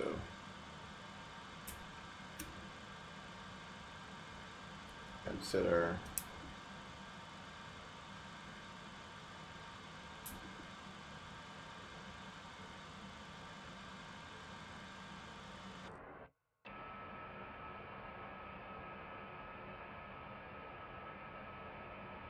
Some of the brackish water down there.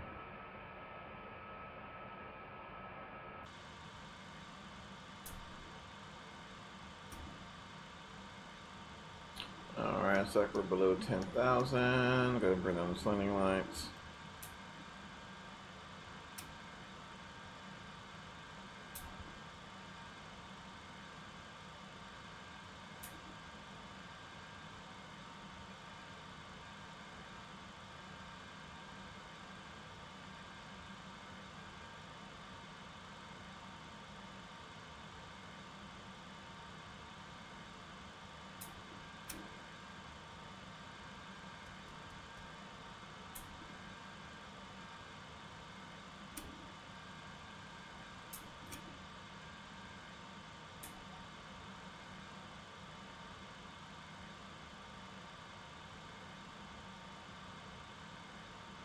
Okay. Alright, we'll just go ahead and call it right there. Direct to. Go ahead and throw it in nav mode. Oh, never mind, sorry. Gotta do this first. There. Execute. There we go.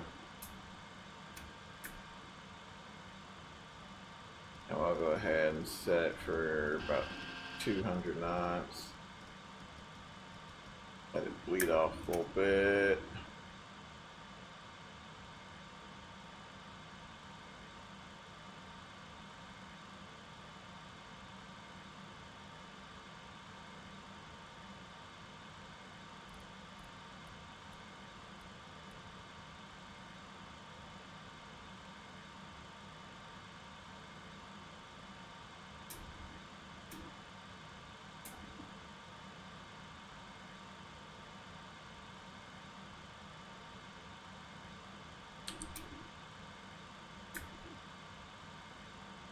Actually, let's bump the speed up a little bit.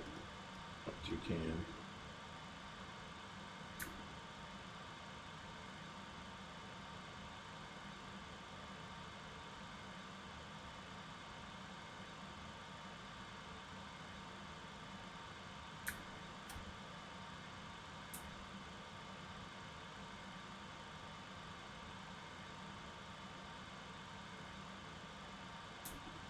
Don't want to drag it in, but then I didn't want to go too terribly slow, you know. So make sure our overhead is still configured appropriately. Looks like everything's in. Looks like everything is lined out. That. Can't set our auto brakes thanks to DFW. Shout out to DFW. Can't set our auto brakes so we have our final flaps in place, so we'll hold off on that. Send this bad boy in here.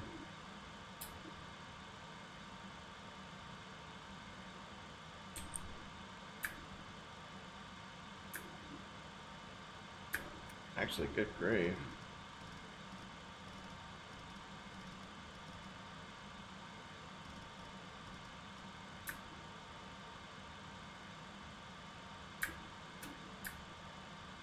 And honestly, at this point, we're going about 240-ish.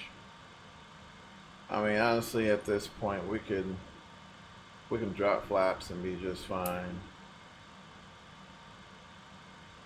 Actually, I think what we'll do, we'll go ahead and drop some slats. Slats extended. Just start bleeding some speed a little bit. There we go. Slowly dropping off.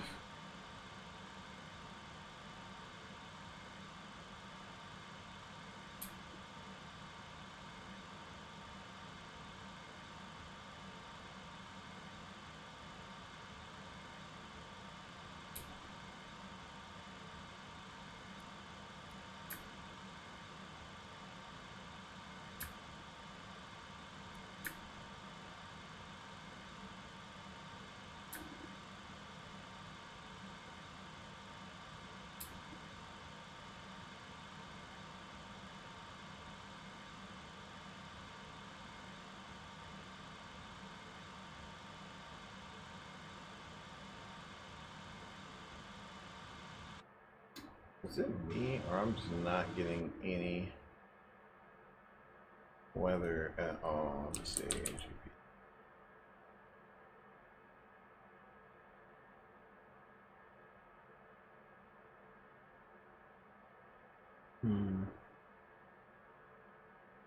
Well, I guess right now it's showing clear, so.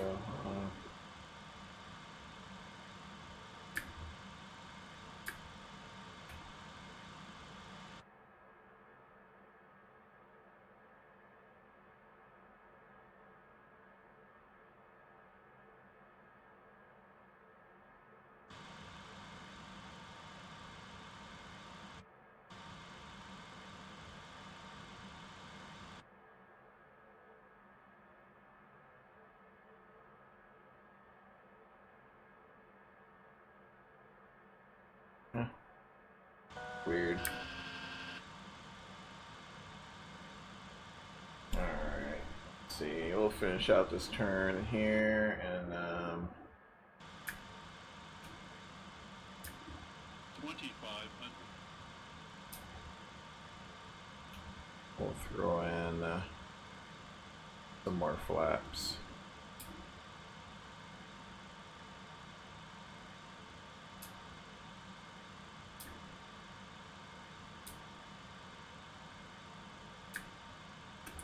Go ahead and arm that localizer.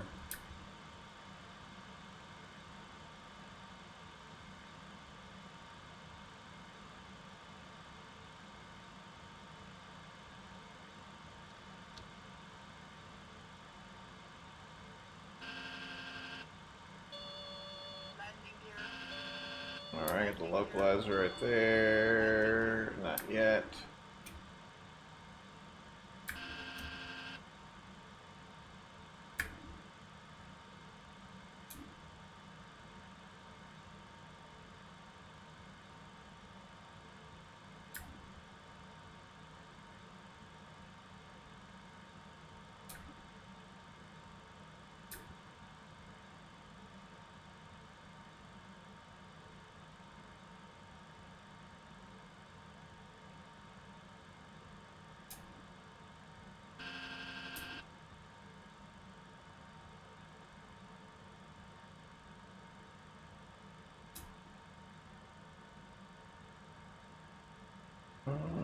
Weather request. Current weather.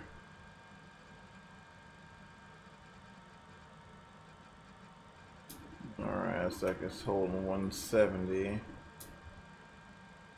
Guess we're not getting a glide slope. Oh, that's fine. Auto throttle. Then we'll go ahead and call gear down.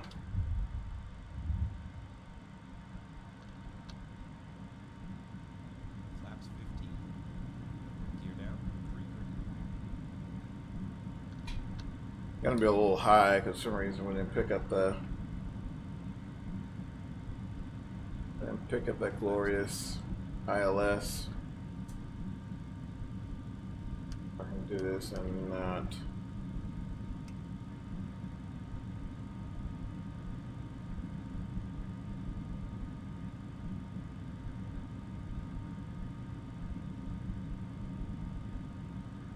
Oh, definitely not most stable approach, but I think we might make this one.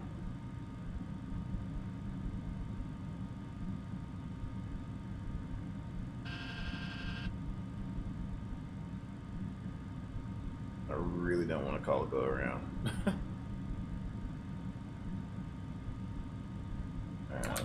Spoilers armed.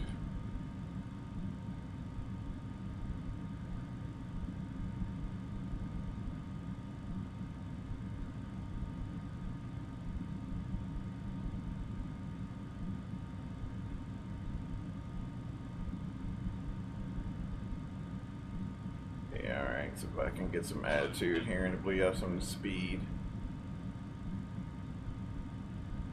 400. Yeah, she's gonna be way hot. Minimums.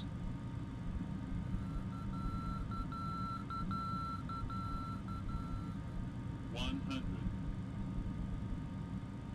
50. 40. 30. Nah, we're gonna go ahead and call it. You're up. Landing gear. Landing gear. Set Landing this. gear. Go Landing gear. around. Landing gear. Landing Ooh, gear. bring that back. Landing gear. Landing gear. On back. There we go. Landing gear. Landing gear. It wasn't looking good, so went ahead and go around, set my bug for runway heading. Probably should have did it already, but whatever.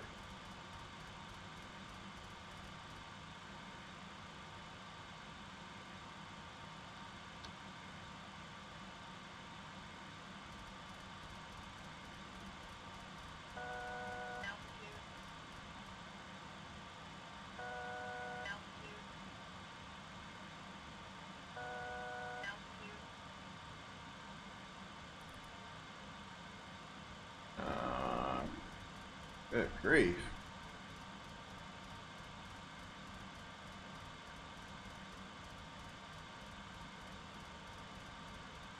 Yeah, definitely need to enable that hardware acceleration. Alright. Let's see. What do we do here?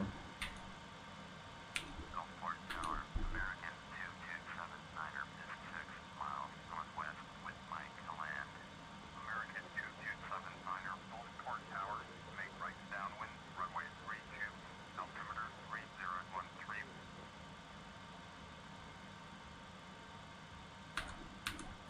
Make right downwind, runway 32, American 2279er.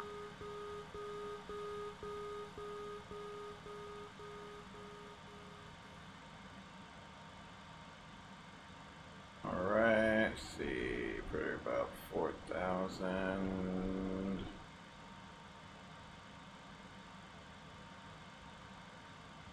Come on, play nice, play nice. Before.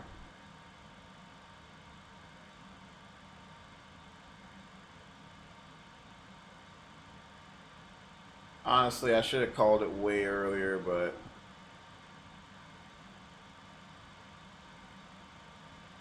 gotta get their mentality kicked in and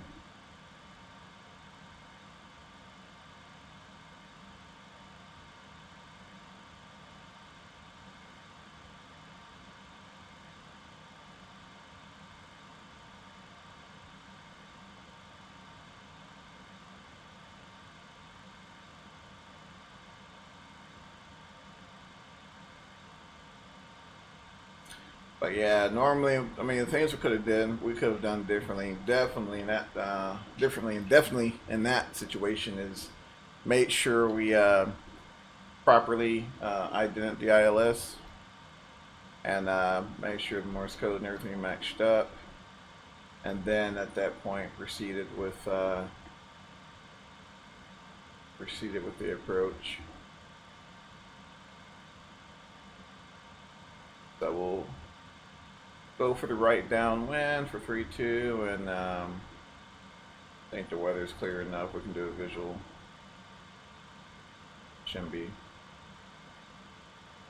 much of a problem at all. So we'll hand flyer and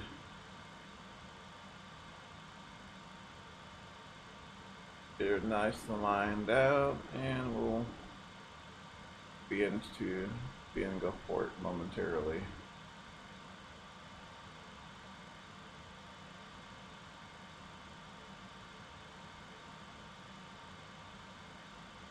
We'll go ahead and come out of 4,000 though.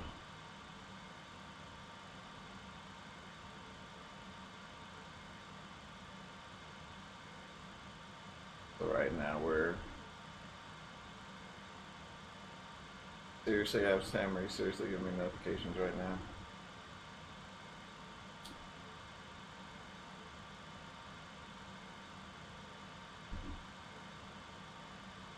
I'm really curious as to why I'm not getting any weather though. I mean, it's clear, but it's looking outside right now. Should be fairly cloudy.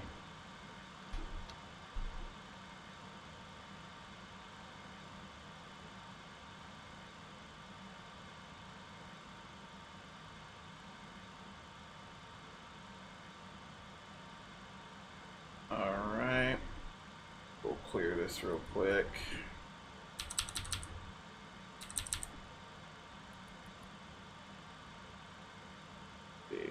No, auto throttle. Alright.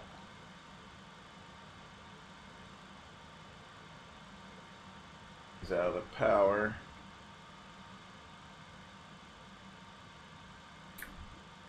I mean, as far as hand flying, I mean, she hand flies great. You know, as I said before, she does get a little sluggish, but at low speeds, but it's not too bad. Alrighty, I'll go ahead and get this trim to help us out here. Oh, not right now.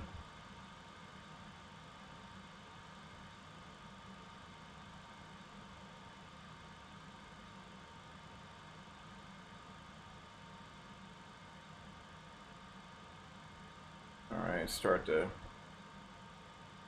bleed off some of this airspeed.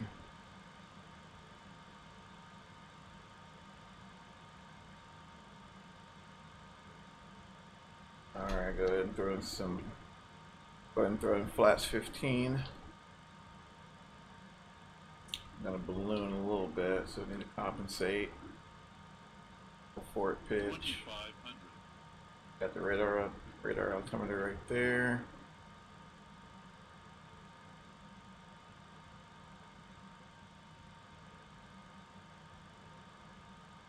Alright.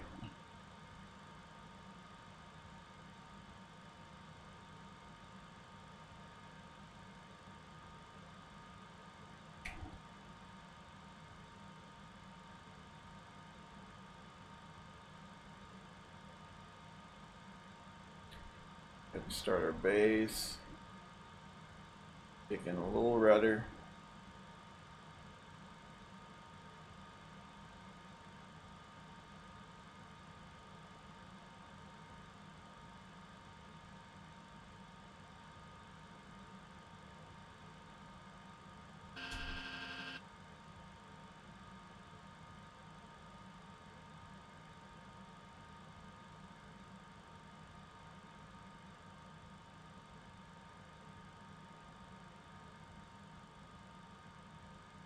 And go ahead and bring the gear down.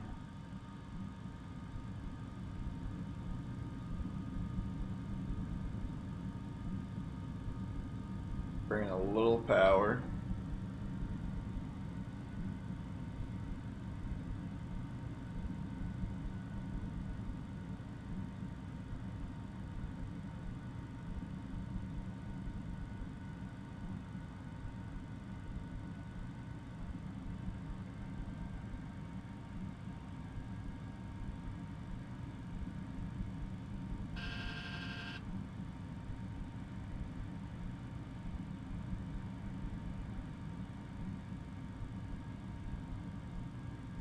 Figured we overshoot a little bit.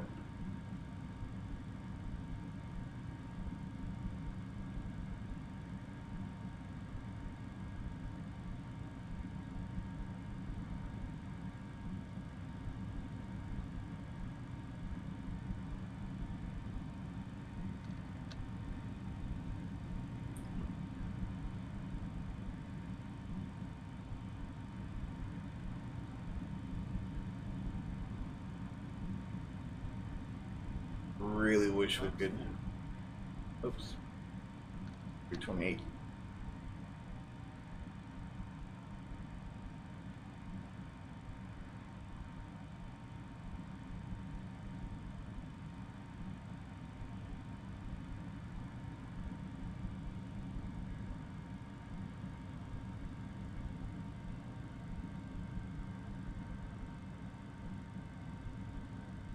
Alright, see if we can rearm our auto brake.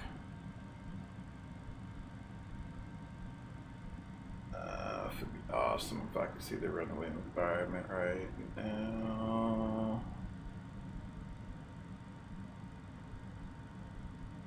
Okay.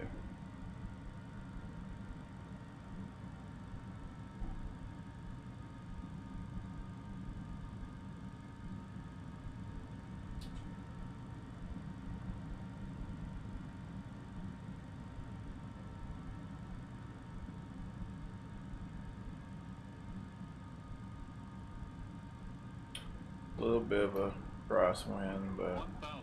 be fine.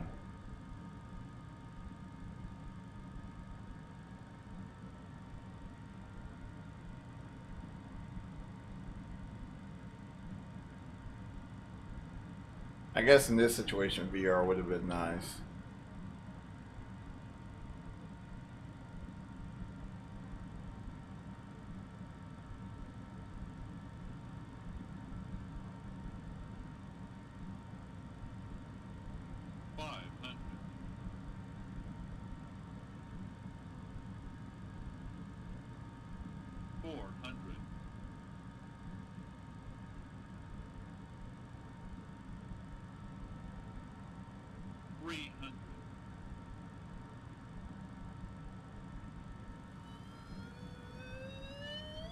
Minimums.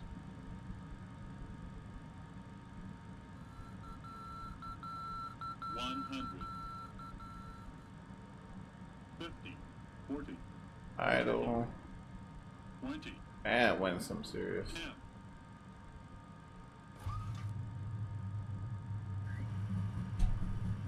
Alright, we'll forward elevator there.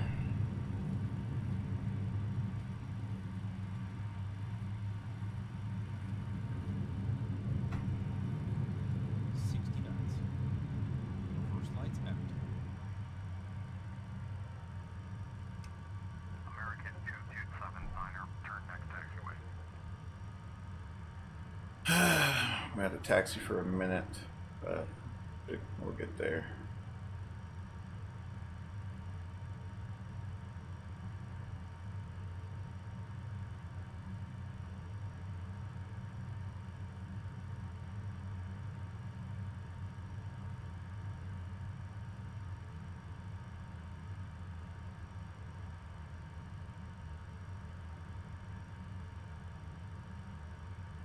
American 227-9er. Come out wide a little bit.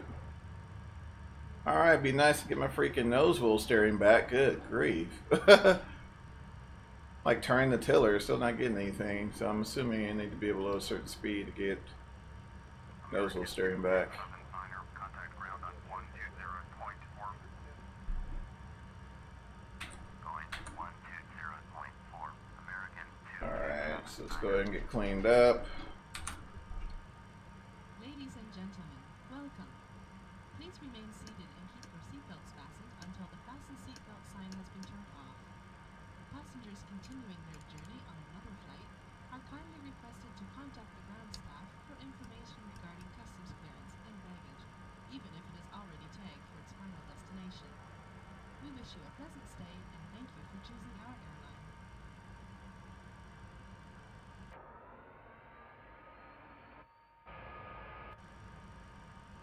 Alright, the APU firing up.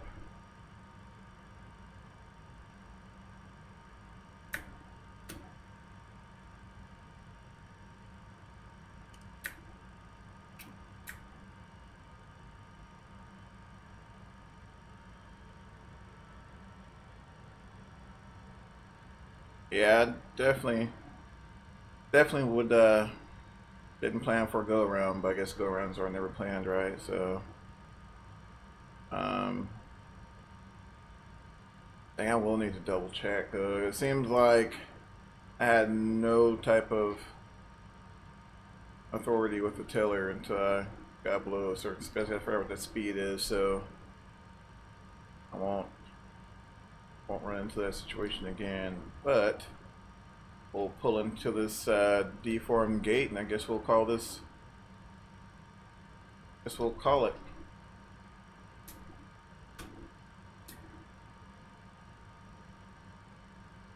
Alright. That. Ooh, boost that over here. Cross V valves on. Be awesome not to have to do this or whatever.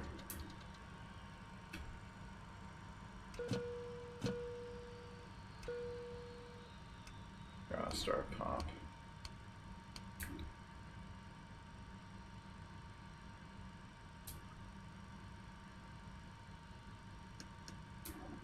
Lights off.